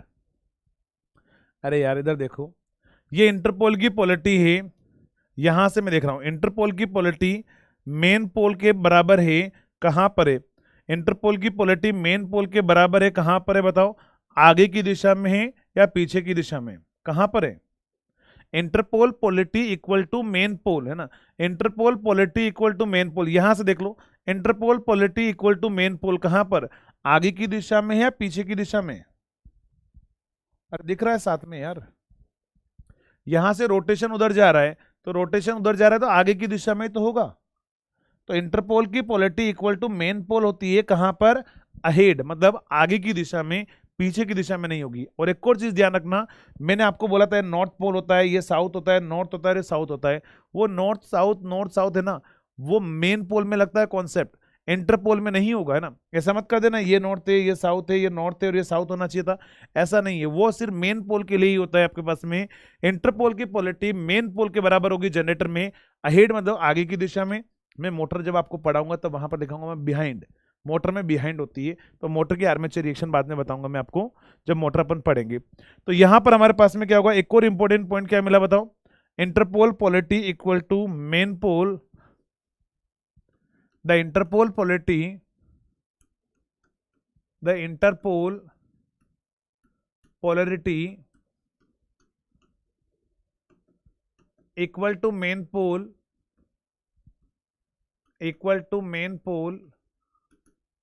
interpole polarity equal to main pole ahead।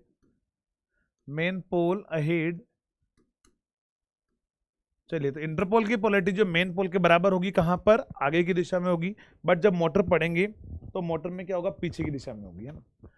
तो ये था आपके पास में इंटरपोल्स, है ना।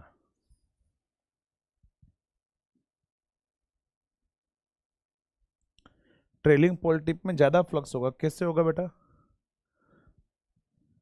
कैसे फ्लक्स होगा? ये साउथ है, नॉर्थ है, आपको पता है फ्लक्स लाइन कहां से कहां पर जाएगी? नॉर्थ से साउथ पर जाएगी। तो ये नॉर्थ और साउथ एक दूसरे के फ्लक्स की कंसंट्रेशन को इक्वल बना देगा, और यहाँ नॉर्थ नॉर्थ के बीच में कंसंट्रेशन बढ़ेगी क्योंकि यहाँ पर लीडिंग पोलरिटी पर फ्लक्स कम होता है। तो ऐसा मत समझो कि ये नॉर्थ इसको और फ्लक्स दे देगा। अरे नॉर्थ आपको पता है साउथ को फ्लक्स देगा क्या आपके पास, वो तो रोटेट होगा ना, तो ये साउथ का जो फ्लक्स ज्यादा था वो इस नॉर्थ के साथ में रोटेट हो जाएगा, तो यहाँ पर जो अनइक्विटी थी वो मेंटेन हो जाएगी, आपके पास में फ्लक्स इक्वल हो जाएगा आपके पास में। चलिए जल्दी से बताओ, ये था आपके पास में इंटरपोल वाला पार्ट। ये सभी को समझ में आ गया है? एक बार जल्दी से रिप्लाई करें, अगर समझ में आ गया तो एक बार जल्दी से फास्ट रिप्लाई करना है सभी लोगों को।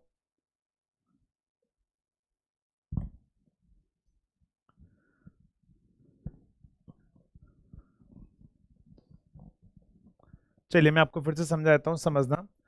पहले तो आपको देखना है जनरेटर रोटेट किधर हो रहा है। जनरेटर रोटेट हो रहा है इधर, मतलब जनरेटर इधर हो रहा है, तो बताओ जनरेटर के रोटेशन के रेस्पेक्ट में आगे वाला पार्ट इधर होगा, है ना। चलो मान लो कि जैसे मान लो मैं यहाँ खड़ा हूँ, है ना, मैं यहाँ पर खड़ा हूँ, जनरेटर ऐसे रोटेट हो रहा है, जनरेटर वैसे जा रहा है, तो बताओ जनरेटर उधर जा रहा है तो मैं उसके लिए पीछे हूँ। अगर मान लो जनरेटर ऐसे रोटेट हो रहा है, मेरी दिशा में आ रहा है, तो मैं क्या बोलूंगा, मैं आगे हूँ। तो देखो जनरेटर यहाँ पर जो ये नॉर्थ है तो ये साउथ होना चाहिए, तो समझ में आ गया ना, क्योंकि नॉर्थ का एक्स्ट्रा फ्लक्स वो साउथ के साथ में क्या होगा, इक्वलिटी मेंटेन कर देगा। यहाँ साउथ साउथ होना चाहिए क्योंकि यहाँ पर फ्लक्स कम हो रहा था, तो साउथ साउथ के साथ में कॉन्सेंट्रेशन बढ़ा देगा।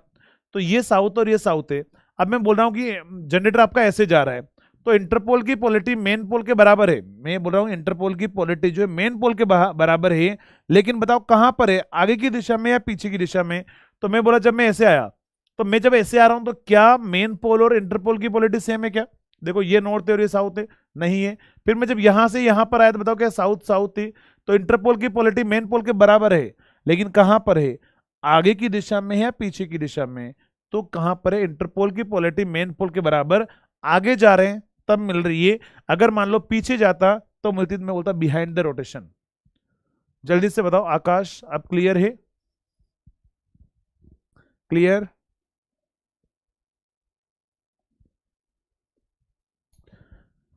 चलिए तो यहां तक आपके पास में क्या क्या कंप्लीट हो चुका है। तो यहां तक आपके पास में जो है एक और लास्ट मेथड बचता है, वो है compensating winding. But compensating winding को मैं ऑलरेडी बता चुका हूं। कंपनसेट देखो यहाँ पर मैंने आपको एक और मेथड लिखाया था, 3 मेथड लिखाए हैं। कौन कौन से? तो मैंने आपको बोला था एक रेजिस्टेंस कम्यूटेशन होता है, एक वोल्टेज कम्यूटेशन होता है, और तीसरा क्या था, कंपनसेटिंग वाइंडिंग। मैं आपको बता चुका हूं कि कंपनसेटिंग वाइंडिंग क्या काम करती है बताओ। तो आर्मेचर रिएक्शन को न्यूट्रलाइज करती है, कहां पर, आर्मेचर रिएक्शन को न्यूट्रलाइज करती है आपके पास में अंडर द पोल, है ना, पोल फेस। तो वहां पर अगर मान लो कंपनसेटिंग वाइंडिंग ना लगाएं और क्या ओनली इंटरपोल लगाएं, तो क्या कम्यूटेशन की प्रॉब्लम नहीं आएगी क्या? आएगी फिर से, क्योंकि वहां पर आपके पास आर्मेचर फ्लक्स होगा। तो मुझे क्या करना है, आर्मेचर फ्लक्स को पूरा ही कैंसिल करवाना है, तो कम्यूटेशन नहीं आएगा। उसके लिए अपन क्या काम करेंगे, कंपनसेटिंग वाइंडिंग भी लगानी पड़ेगी और इंटरपोल भी लगाना पड़ेगा। तो कंपनसेटिंग वाइंडिंग आर्मेचर रिएक्शन या फिर कम्यूटेशन को कैसे इंप्रूव करती है, तो under the pole face armature flux को न्यूट्रलाइज करके। अब आप बोलोगे सर कैसे करती है, तो कल मैं आपको एक्सप्लेन कर चुका हूं उसके बारे में। तो यहां पर हमारे पास में एक ही पॉइंट लिखना है, नेक्स्ट पॉइंट होगा आपके पास में, समझना। चलिए यहां पर अपन लिखते हैं नेक्स्ट, थर्ड मेथड होगा compensating winding. Compensating winding, compensating winding. चलिए अगर हम कंपनसेटिंग वाइंडिंग की बात करें तो समझना कंपनसेटिंग वाइंडिंग क्या होगी। तो मैंने क्या बोला, ये इसको अपन कहां रखते हैं, it is placed in pole face, वो सारे पॉइंट आपको पता है वैसे।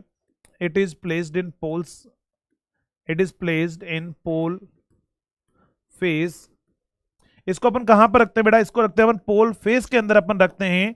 और ध्यान रखना ये आर्मेचर रिएक्शन को अंडर द पोल जो है वो मिनिमाइज करती है। तो यहां पर क्या होगा, it minimise, it minimise, minimise the effect of, it minimise the effect of armature,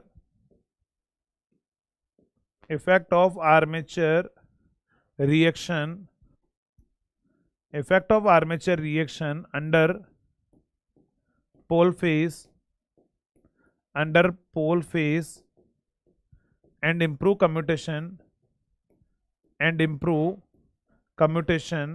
और वो क्या काम करेगी, कम्यूटेशन को इंप्रूव करेगी। क्लियर? तो चलिए ये पार्ट आपको समझ में आ गया होगा। अगर समझ में आ गया तो जल्दी से रिप्लाई करो, क्लियर यहां तक?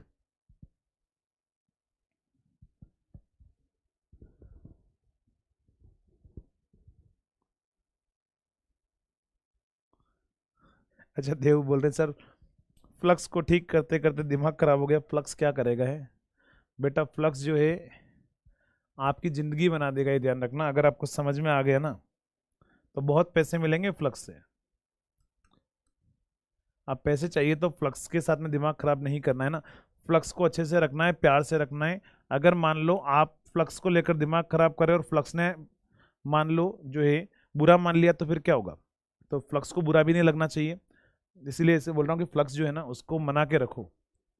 चलिए अगले पर आते हैं। ये इंटरपोल आपका हो चुका है, इंटरपोल आपके पास में हो गया है। नेक्स्ट इसके बाद में अगर हम बात करें तो नेक्स्ट आपका जो टॉपिक होगा वो होगा आपके पास में कैरेक्टरिस्टिक्स एंड एप्लीकेशन। क्या होगा आपके पास में?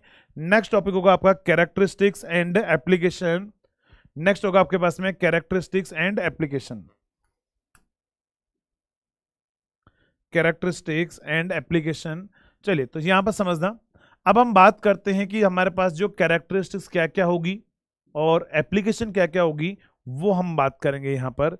और कैरेक्टरिस्टिक्स किसकी बनाएंगे बताओ? फिर से अपन वही जनरेटर की बनाएंगे। कौन कौन सी आपके पास में शंट जनरेटर की कैरेक्टरिस्टिक्स क्या होगी, उसकी एप्लीकेशन क्या होगी, तो वो सब अपन यहाँ पर क्या करेंगे? डिजाइन करेंगे। तो आप लोगों ने बोला था पहले कि सर कैरेक्टरिस्टिक्स और एप्लीकेशन वहीं लिखा दो, नहीं, अब मैं आपको बताऊंगा कैरेक्टरिस्टिक्स और एप्लीकेशन क्या होती है, आपको अच्छे से समझ में भी आएगा। तो पहले अगर अपन बात करें कैरेक्टरिस्टिक्स की, ध्यान रखना यहां पर जनरेटर में हम दो टाइप की कैरेक्टरिस्टिक्स बनाते हैं। क्या बोला मैंने? जनरेटर में हम दो टाइप की कैरेक्टरिस्टिक्स जो है वो बनाते हैं। पहला होगा आपके पास में, कौन कौन सी आपके पास में, तो यहां पर पॉइंट लिख देते हैं, there are two types of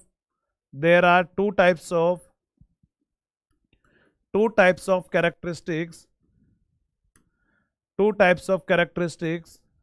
अब है ना, इससे कोई बर्डन मत लेना है ना कि यार सब दो टाइप की कैरेक्टरिस्टिक पता नहीं कौन कौन सी होगी। आप मुझे बताओ, जनरेटर जब आपने पढ़ा, जब मैंने आपको पढ़ाया तो मैंने दो तरीके से ऑपरेट करवाया। कैसे? मैंने बोला था शंट जनरेटर को हम कहाँ स्टार्ट करना पसंद करेंगे, जल्दी से बताओ, आप ही लोग बताओगे। शंट जनरेटर को आप कहाँ पर स्टार्ट करना पसंद करोगे? ऑन लोड पर या ऑन नो लोड पर? जल्दी से बताओ। चलिए जल्दी से बताओ आपका आंसर, जो आपका आंसर होगा वो यहाँ की कैरेक्टरिस्टिक्स होगी और कुछ नहीं है ना। तो शंट जनरेटर को मैंने आपको बताया था कि शंट जनरेटर को हम हमेशा कहां पर? नो लोड पर स्टार्ट करते हैं। इसीलिए पहली कैरेक्टरिस्टिक्स जो होगी वो होगी आपके पास में no load characteristics, no load characteristics.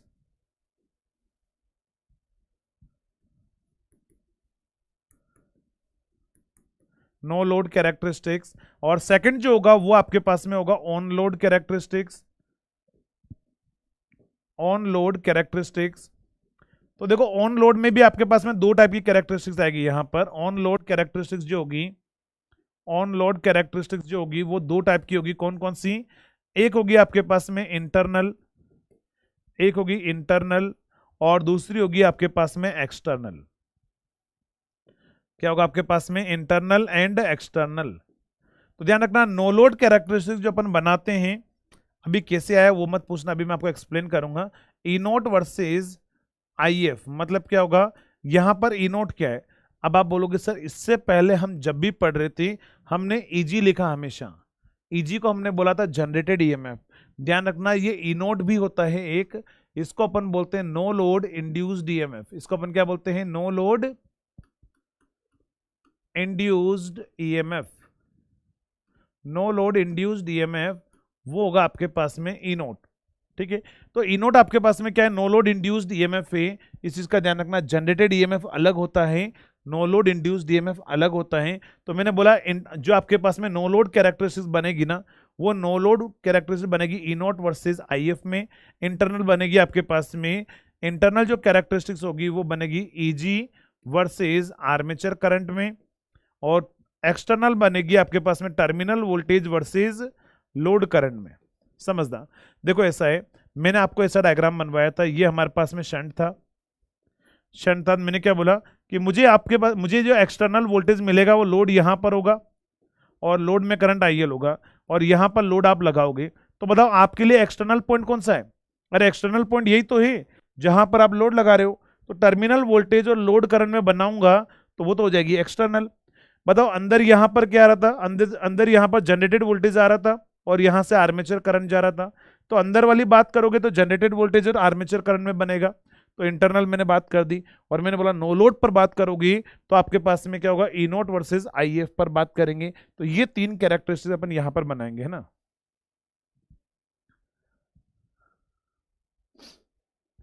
चलिए जल्दी से बताओ, क्लियर ये क्यों बोला इन सभी को, नाम सभी ये क्लियर है ना, किसी को डाउट तो नहीं है ना कि क्यों अपन ने ऐसा बोला है इसको।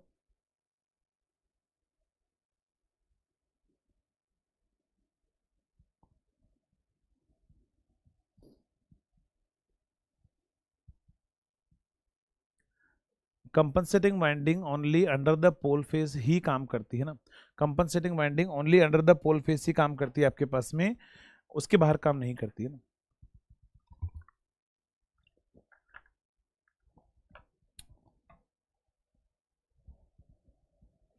चलिए तो आपको ये समझ में आ गया होगा। अब हम बात करते हैं वन बाय वन, सभी के लिए हम कैरेक्टरिस्टिक्स बनाते हैं। तो सबसे पहले जो मैं कैरेक्टरिस्टिक्स बना रहा हूं वो किसके लिए, पहली कैरेक्टरिस्टिक्स होगी आपके पास में शंट जनरेटर के लिए। किसके लिए होगा, शंट जनरेटर के लिए आपके पास में कैरेक्टरिस्टिक्स होगी फॉर शंट जनरेटर।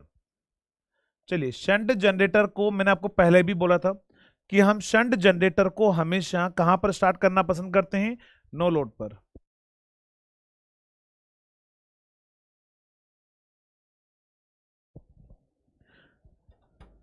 एक्सटर्नल वाला पॉइंट, देखो एक्सटर्नल वाला पॉइंट मतलब है आपको अभी मैं यहाँ पर एक्सप्लेन कर रहा हूँ, समझ लेना, यहाँ पर आपको फिर से समझ में आ जाएगा। मैंने बोला शंट जनरेटर की हम बात कर रहे हैं, अगर मैं शंट जनरेटर का डायग्राम बनाऊं यहाँ पर, तो ये होगा मेरे पास में आर्मेचर, ये होगा आर्मेचर, यहां पर होगी आपके पास में फील्ड वाइंडिंग, और यहां पर हम लगाएंगे लोड, यहां पर हम लगाएंगे लोड।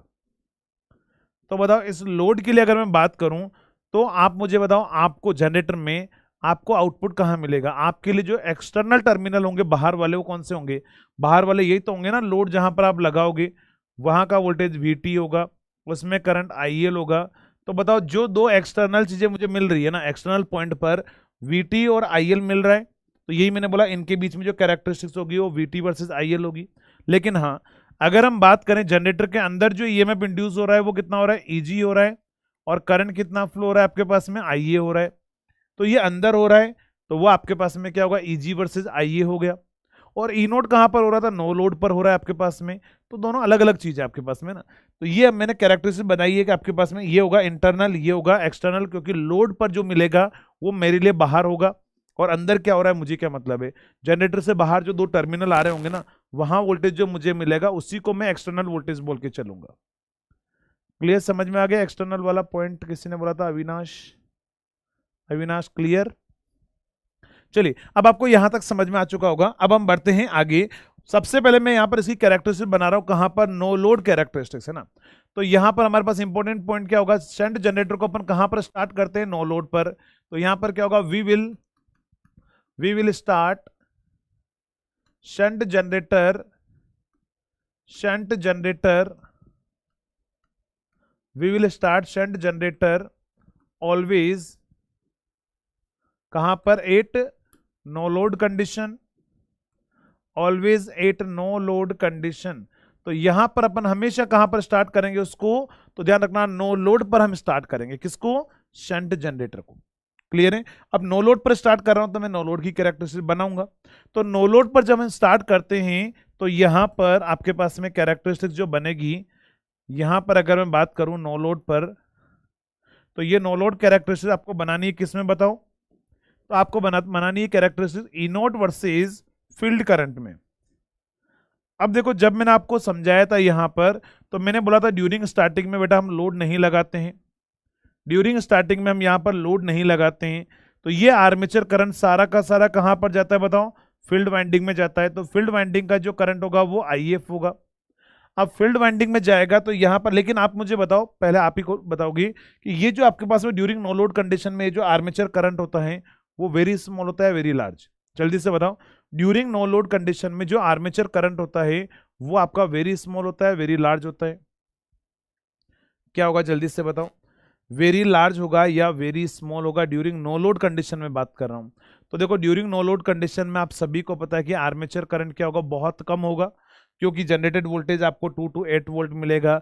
फिर वो आर्मेचर करंट बढ़ेगा बढ़ेगा, लेकिन बढ़ते बढ़ते भी अगर मान लो उसने वोल्टेज रेटेड जाकर आपको 230 दे भी दिया, 230 वोल्ट दे भी दिया, लेकिन अगर जब तक आप लोड नहीं लगाओगे, यहाँ पर जो करंट होगा, यहाँ का रेजिस्टेंस मान लो 115 ओम है, तो मैंने बोला था आईएफ करंट क्या होगा, 230 में 115 करोगे तो 2 एम्पियर करंट आएगा ओनली। यानी वो करंट क्या होगा, तब भी वेरी स्मॉल ही होगा, कि बहुत ज्यादा करंट नहीं होगा ना। यानी कि आपके पास में जब तक आप शंट जनरेटर में लोड नहीं लगाओगे, आपका आर्मेचर करंट क्या होगा, बहुत कम होगा। और अगर आर्मेचर करंट बहुत कम है तो आर्मेचर फ्लक्स भी बहुत कम होगा, और आर्मेचर फ्लक्स बहुत कम है तो बताओ आर्मेचर फ्लक्स मेन फ्लक्स को अफेक्ट नहीं करेगा। तो ध्यान रखना, आर्मेचर रिएक्शन जो आती है ना, वो लोडेड कंडीशन पर आती है, नो लोड कंडीशन पर नहीं आती है। तो थोड़ी बहुत होगी वो नेग्लिजिबल आपके पास में हो जाएगी। तो मैं बोल रहा हूं कि नो लोड कंडीशन में अगर हम बात करें तो यहां पर जो कैरेक्टरिस्टिक्स होगी स्टार्ट होगी, वो कहां से होगी समझना, जब आपका फील्ड करंट बढ़ेगा, है ना। समझना, मैंने आपको क्या बोला था कि यहां पर आपके पास में क्या होगा, यही करंट इसमें से जाएगा, फिर फ्लक्स बढ़ेगा, ज्यादा फ्लक्स को कट करेगा, ज्यादा ईएमएफ आएगा, फिर करंट थोड़ा बढ़ेगा। तो जैसे जैसे आपका फील्ड वाइंडिंग का करंट बढ़ेगा, तो बताओ इंड्यूस्ड ईएमएफ भी क्या होगा, बढ़ेगा। क्यों? क्योंकि फील्ड वाइंडिंग का करंट बढ़ने का मतलब है फ्लक्स बढ़ेगा, फ्लक्स बढ़ेगा तो ईजी बढ़ेगा, यानी ईजी मतलब या ई नोट आप बोल दो नो लोड पर, ई नोट आपके पास में क्या होगा, बढ़ेगा। तो समझना, यहां पर जो नो लोड कैरेक्टरिस्टिक बनाएंगे, ये जो मैं बना रहा हूं कौन सी है, ध्यान रखना, वो नो लोड कैरेक्टरिस्टिक्स है, नो लोड कैरेक्टरिस्टिक्स। और वो कैरेक्टरिस्टिक्स यहां से स्टार्ट होगी, कहां से, 2 वोल्ट से लेकर 8 वोल्ट से यहां से स्टार्ट होगी, और आगे जाकर क्या होगा आपके पास में, फिर रेटेड वोल्टेज आ जाएगा, कांस्टेंट हो जाएगा, मतलब सेचुरेशन आ जाएगा ना। जब आगे जाने के बाद में मटेरियल जब आपका सेचुरेट हो जाएगा, आगे जाने के बाद में जब आपका मटेरियल सेचुरेट हो जाएगा, उसके बाद में क्या होगा, आपका वोल्टेज बढ़ना बंद कर देगा, और वो कहां पर जाकर ई नॉट पर जो ईएमएफ है मान लो वो ई नॉट हो जाएगा। तो ये जो कैरेक्टरिस्टिक्स है आपके पास में ड्यूरिंग नो लोड की, ऐसी कैरेक्टरिस्टिक्स आती है। मैंने क्या बोला, आप मुझे बताओ, मैंने जीरो से स्टार्ट क्यों नहीं किया, इस जो कैरेक्टरिस्टिक्स को मैंने जीरो से स्टार्ट क्यों नहीं किया, मैंने यहां पर 2 to 8 वोल्ट से स्टार्ट क्यों किया। गौरव कुमार बोल रहे हैं फील्ड फ्लैशिंग क्या होता है। बेटा कौन सी क्लास में मैंने एक्सप्लेन किया था, मैंने, हाँ लास्ट कल ही, आई थिंक मैंने कल वाली क्लास में ही एक्सप्लेन, कल नहीं परसों वाली क्लास में एक्सप्लेन किया था मैंने ना। परसों जो क्लास हुई थी जहां पर मैंने शंट जनरेटर पढ़ाया था, वहां पर मैंने आपको एक्सप्लेन किया था कि फील्ड फ्लैशिंग का मतलब क्या है ना। फील्ड फ्लैशिंग का मतलब क्या है, तो मैंने आपको शंट जनरेटर वाली क्लास में मैंने आपको एक्सप्लेन करवाया था, जहां पर मैंने सेपरेटली एक्साइटेड डीसी जनरेटर बताया था। अरे एक्सप्लेन कर चुका हूं ना, जल्दी से बताओ बाकी सभी स्टूडेंट। रेजिडुअल फ्लक्स तो फील्ड वाइंडिंग प्रोवाइड करनी है, हाँ सही बात है। रेजिडुअल आपको पता है, फील्ड वाइंडिंग का अगर फ्लक्स वेनिस हो जाए, तो रेजिडुअल फ्लक्स अगर वेनिस हो गया तो उसको फिर से एक्साइट करना पड़ेगा लो वोल्टेज सप्लाई से। तो ये जो एक्साइट करने का जो प्रोसेस होता है वही फील्ड फ्लैशिंग होता है। बेटा अगर आप वो वाला लेक्चर देखना, आपको अच्छे से समझ में आ जाएगा, क्योंकि उसमें मैंने काफ़ी डिटेल में एक्सप्लेन किया है। गौरव एक बार वो लेक्चर देखो शंट वाला, वहां पर फील्ड फ्लैशिंग आपको समझ में आ जाएगा। मैंने लिखाया हुआ भी है डेफिनेशन, आई थिंक डेफिनेशन मैंने आपको लिखाई भी थी, मुझे याद है फील्ड फ्लैशिंग का मतलब क्या होता है। और लिखाया था, जल्दी से बताएंगे बाकी सभी स्टूडेंट, फील्ड फ्लैशिंग के बारे में मैंने लिखाया भी था, यस और नो। जब तक मुझे याद है मैंने फील्ड फ्लैशिंग की डेफिनेशन आपको लिखाई थी। चलिए तो देखो यहां पर मेरे पास में क्या होगा, ड्यूरिंग नो लोड कंडीशन में मैंने यहां पर 2 to 8 वोल्ट से क्यों स्टार्ट किया बताओ, क्योंकि आपको मैंने क्या बोला था, चाहे फील्ड करंट नहीं भी हो, क्या बोला था मैंने, अगर आपका फील्ड करंट जीरो भी हो जाए, फिर भी यहां पर कुछ ना कुछ रेजिडुअल फ्लक्स तो रहेगा ही रहेगा। अगर मान लो फील्ड करंट नहीं है, जीरो है, फिर भी रेजिडुअल फ्लक्स होगा, और ये आर्मेचर उस रेजिडुअल फ्लक्स को कट करेगा, तो आपके पास में यहां पर क्या आएगा, ईएमएफ आएगा। अगर ईएमएफ आएगा आपके पास में, तो ईएमएफ आएगा, तो मैंने क्या बोला, चाहे फील्ड करंट वहां पर फील्ड करंट या जीरो भी हो ना, तो भी ईएमएफ आएगा। तो ये किसी को डाउट तो नहीं है ना कि मैंने 2 to 8 वोल्ट से क्यों स्टार्ट किया है, क्योंकि रेजिडुअल वोल्टेज आपके पास में आएगा, फिर ये वोल्टेज धीरे धीरे बढ़ेगा बढ़ेगा बढ़ेगा, और आगे जाने के बाद में फिर मटेरियल का फ्लक्स है वो बढ़ना बंद कर देगा। शंट का जो फ्लक्स है यहाँ पर ये सेचुरेट हो जाएगा और फ्लक्स कांस्टेंट हो जाएगा, तो उसके बाद में वोल्टेज भी लगभग कांस्टेंट हो जाएगा। तो ये जो कैरेक्टरिस्टिक्स है वो कहां पर है, ड्यूरिंग नो लोड कंडीशन में। हाँ वो अपन कर लेंगे, अभी इसके जस्ट बाद में आपको करवा दूंगा ना, एप्लीकेशन के बाद में। एक बेच में मैं करवा चुका हूँ, आप वाले बेच में मैं करवा दूंगा। आप वाले बेच में नहीं करवाया मैंने, अभी तक एक बार जल्दी से बताओ। जनरेटेड ईएमएफ का डेरिवेशन आप वाले बेच में नहीं करवाया क्या? एक बेच में मैंने करवा दिया, दोनों में से किसी एक में। आप बता दो, आप वाले में नहीं करवाया तो मैं इसके जस्ट बात करवा दूंगा, किसी एक बेच में बचा हुआ है।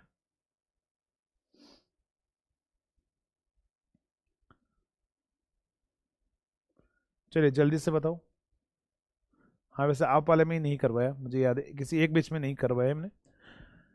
चलिए समझना, यहां पर अगर हम बात करें नो लोड कैरेक्टरिस्टिक्स क्या होगी, तो देखो नो लोड कैरेक्टरिस्टिक्स आपके पास में 2 to 8 वोल्ट स्टार्ट होगा और वो मैक्सिमम पर जाएगा। ठीक है, आप वाले में नहीं करवाया तो मैं अभी करवा दूंगा, है ना, इसके जस्ट बात कर लेंगे। हाँ कर लेंगे, कोई दिक्कत नहीं, उनको मैं करवा चुका हूं पहले ही। समझना, देखो यहां पर शंट जनरेटर के अंदर पहले आप मुझे बताओ, इसमें किसी को डाउट तो नहीं है, क्योंकि मैं आगे बढ़ रहा हूं यहां तक, इसमें किसी को कोई डाउट तो नहीं है? फिर आगे बढ़ते हैं, एक बार जल्दी से बताएंगे सभी लोग।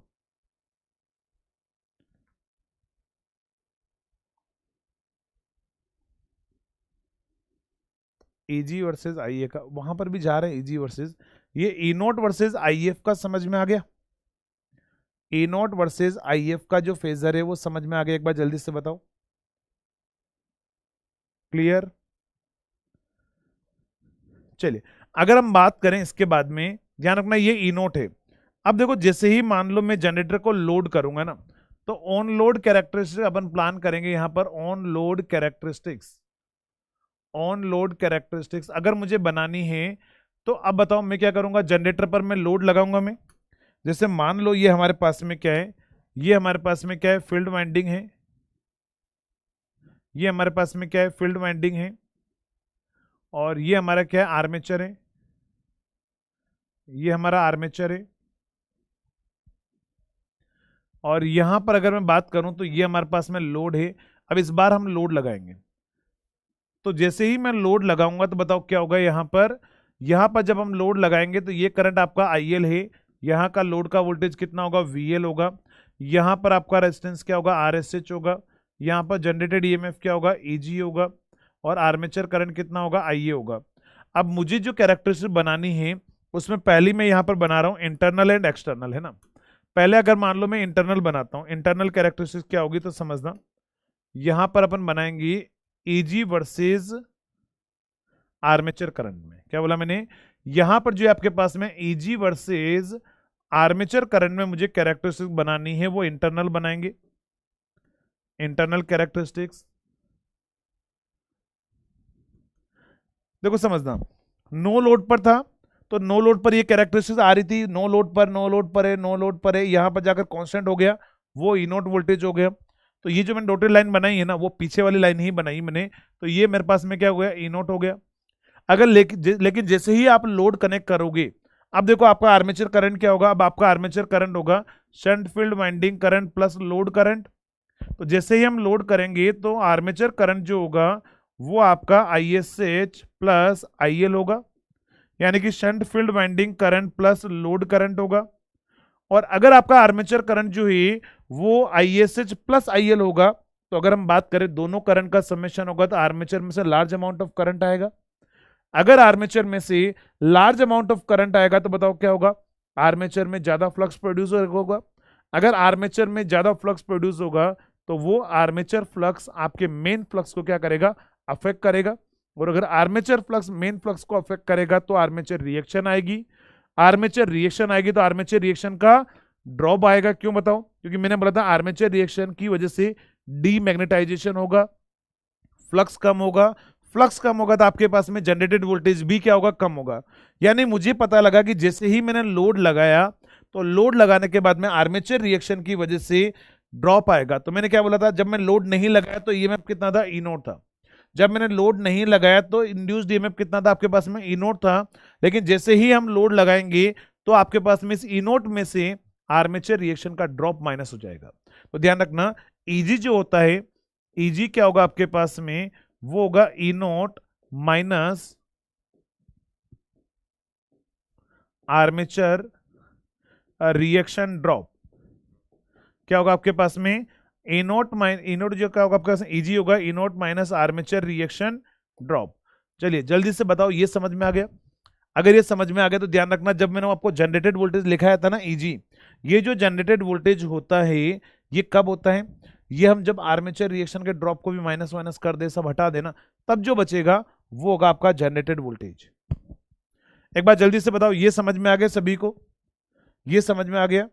अगर ये समझ में आ गया तो देखो, ये जो ई नोट की लाइन है, इस ई नोट की लाइन में से आप कुछ ड्रॉप माइनस कर दो, कुछ ड्रॉप माइनस कर दो, थोड़ा सा वोल्टेज कम कर दो, तो ये जो मैं वोल्टेज कम कर रहा हूं, ये करेक्ट, ये क्या है आपके पास में, ध्यान रखना, ये armature reaction, armature reaction drop है। क्या आपके पास में? आर्मेचर रिएक्शन ड्रॉप है। तो ये हमारे पास में जो कैरेक्टरिस्टिक्स होगी, ये होगी इंटरनल। ये क्या होगा आपके पास में? इंटरनल कैरेक्टरिस्टिक्स होगी। लेकिन अगर हम बात करें यहां पर, समझना, दूसरे पॉइंट पर अगर मैं बात करूं, तो यहां पर क्या होगा, अब आपने ईजी लिख दिया। अगर आप ईजी लिख चुके हो तो यहां पर देखो, ईजी की इक्वेशन मैंने आपको क्या लिखाई थी? ईजी मैंने आपको लिखाया था, ईजी मैंने आपको लिखाया था, ईजी होता है आपके पास में VT plus IA into RA।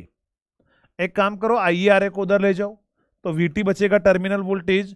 तो यहां पर अगर हम बात करें तो बताओ, टर्मिनल वोल्टेज अगर आपके पास में चाहिए, आपको टर्मिनल वोल्टेज चाहिए, तो बताओ ईजी में से एक और ड्रॉप माइनस कर दो, क्या बताओ? IA RA ड्रॉप और माइनस ब्रश ड्रॉप और भी आ जाएगा अगर दे रखा हो तो बताओ ईजी में से IA RA ड्रॉप माइनस कर दो तो क्या मिल जाएगा मुझे? टर्मिनल वोल्टेज मिल जाएगा।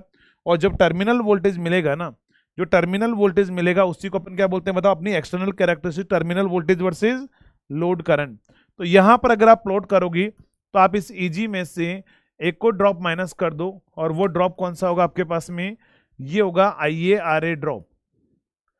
IA इंटू RA ड्रॉप मैंने माइनस कर दिया। अब देखो, जब करंट कम होगा तब तो ड्रॉप नहीं होगा, जब करंट बढ़ेगा तो आपका ड्रॉप आएगा।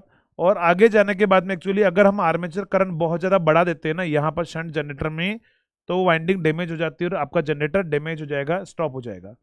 लेकिन ये कब होगा? जब अपन उसको 125% of rated, sorry 125% of rated condition पर अगर हम उसको ऑपरेट करवाएं, यानी कि उसका जो 100% करंट है उस पर वो डैमेज नहीं होगा। लेकिन प्रैक्टिकली, अब आपको थ्योरेटिकली नहीं, आपके पास थ्योरेटिकल नहीं समझा सकता मैं, प्रैक्टिकल जब करते हैं ना, अगर मान लो उसका मैक्सिमम करंट लिखा हुआ है कि 100 एम्पियर है, अगर आप 125 तक आप करोगे कोई दिक्कत नहीं, उसके जस्ट बाद में डैमेज हो जाएगा। तो ये पॉइंट क्या है? ये 125% ऑफ रेटेड पर जाने के बाद में शंट जनरेटर डैमेज हो जाएगा और स्टॉप हो जाएगा। तो ध्यान रखना, ये जो कैरेक्टरिस्टिक्स मैंने बनाई है वो कौन सी है? ये है आपके पास में एक्सटर्नल।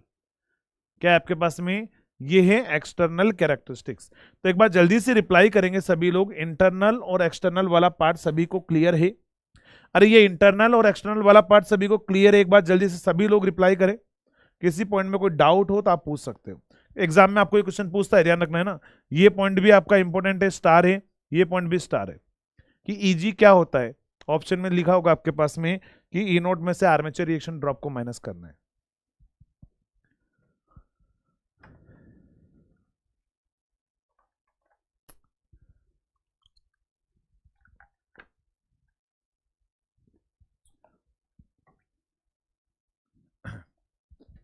एक्सटर्नल फिर से देखो, एक्सटर्नल के लिए तो मैंने यहाँ की इक्वेशन देखी, बस कुछ नहीं है, टर्मिनल वोल्टेज है ना, या लोड वोल्टेज कुछ भी, तो मुझे ये इक्वेशन पता है कि यहाँ पर मैंने बोला ईजी में से IA RA ड्रॉप, यहाँ पर आर्मेचर रेजिस्टेंस होगा, IA RA ड्रॉप को माइनस कर दो तो VT मिलेगा। तो मैंने क्या बोला, VT अगर मुझे निकालना है तो IA RA ड्रॉप को माइनस कर दूंगा, तो ईजी में से एक ड्रॉप और माइनस हो गया। तो ये ईजी की लाइन आई थी, ध्यान रखना। इंटरनल जो मिला था, मैंने बोला इंटरनल में ईजी मिलता है, एक्सटर्नल में यहाँ पर क्या मिलता है? एक्सटर्नल में यहां पर टर्मिनल वोल्टेज मिलता है, और इधर क्या होगा? लाइन करंट होगा। तो यहां पर आपके पास में क्या होगा? इसमें से ईजी में से और ड्रॉप माइनस करना है, तो मैंने बोला ड्रॉप माइनस कर दो बस, और कुछ नहीं है।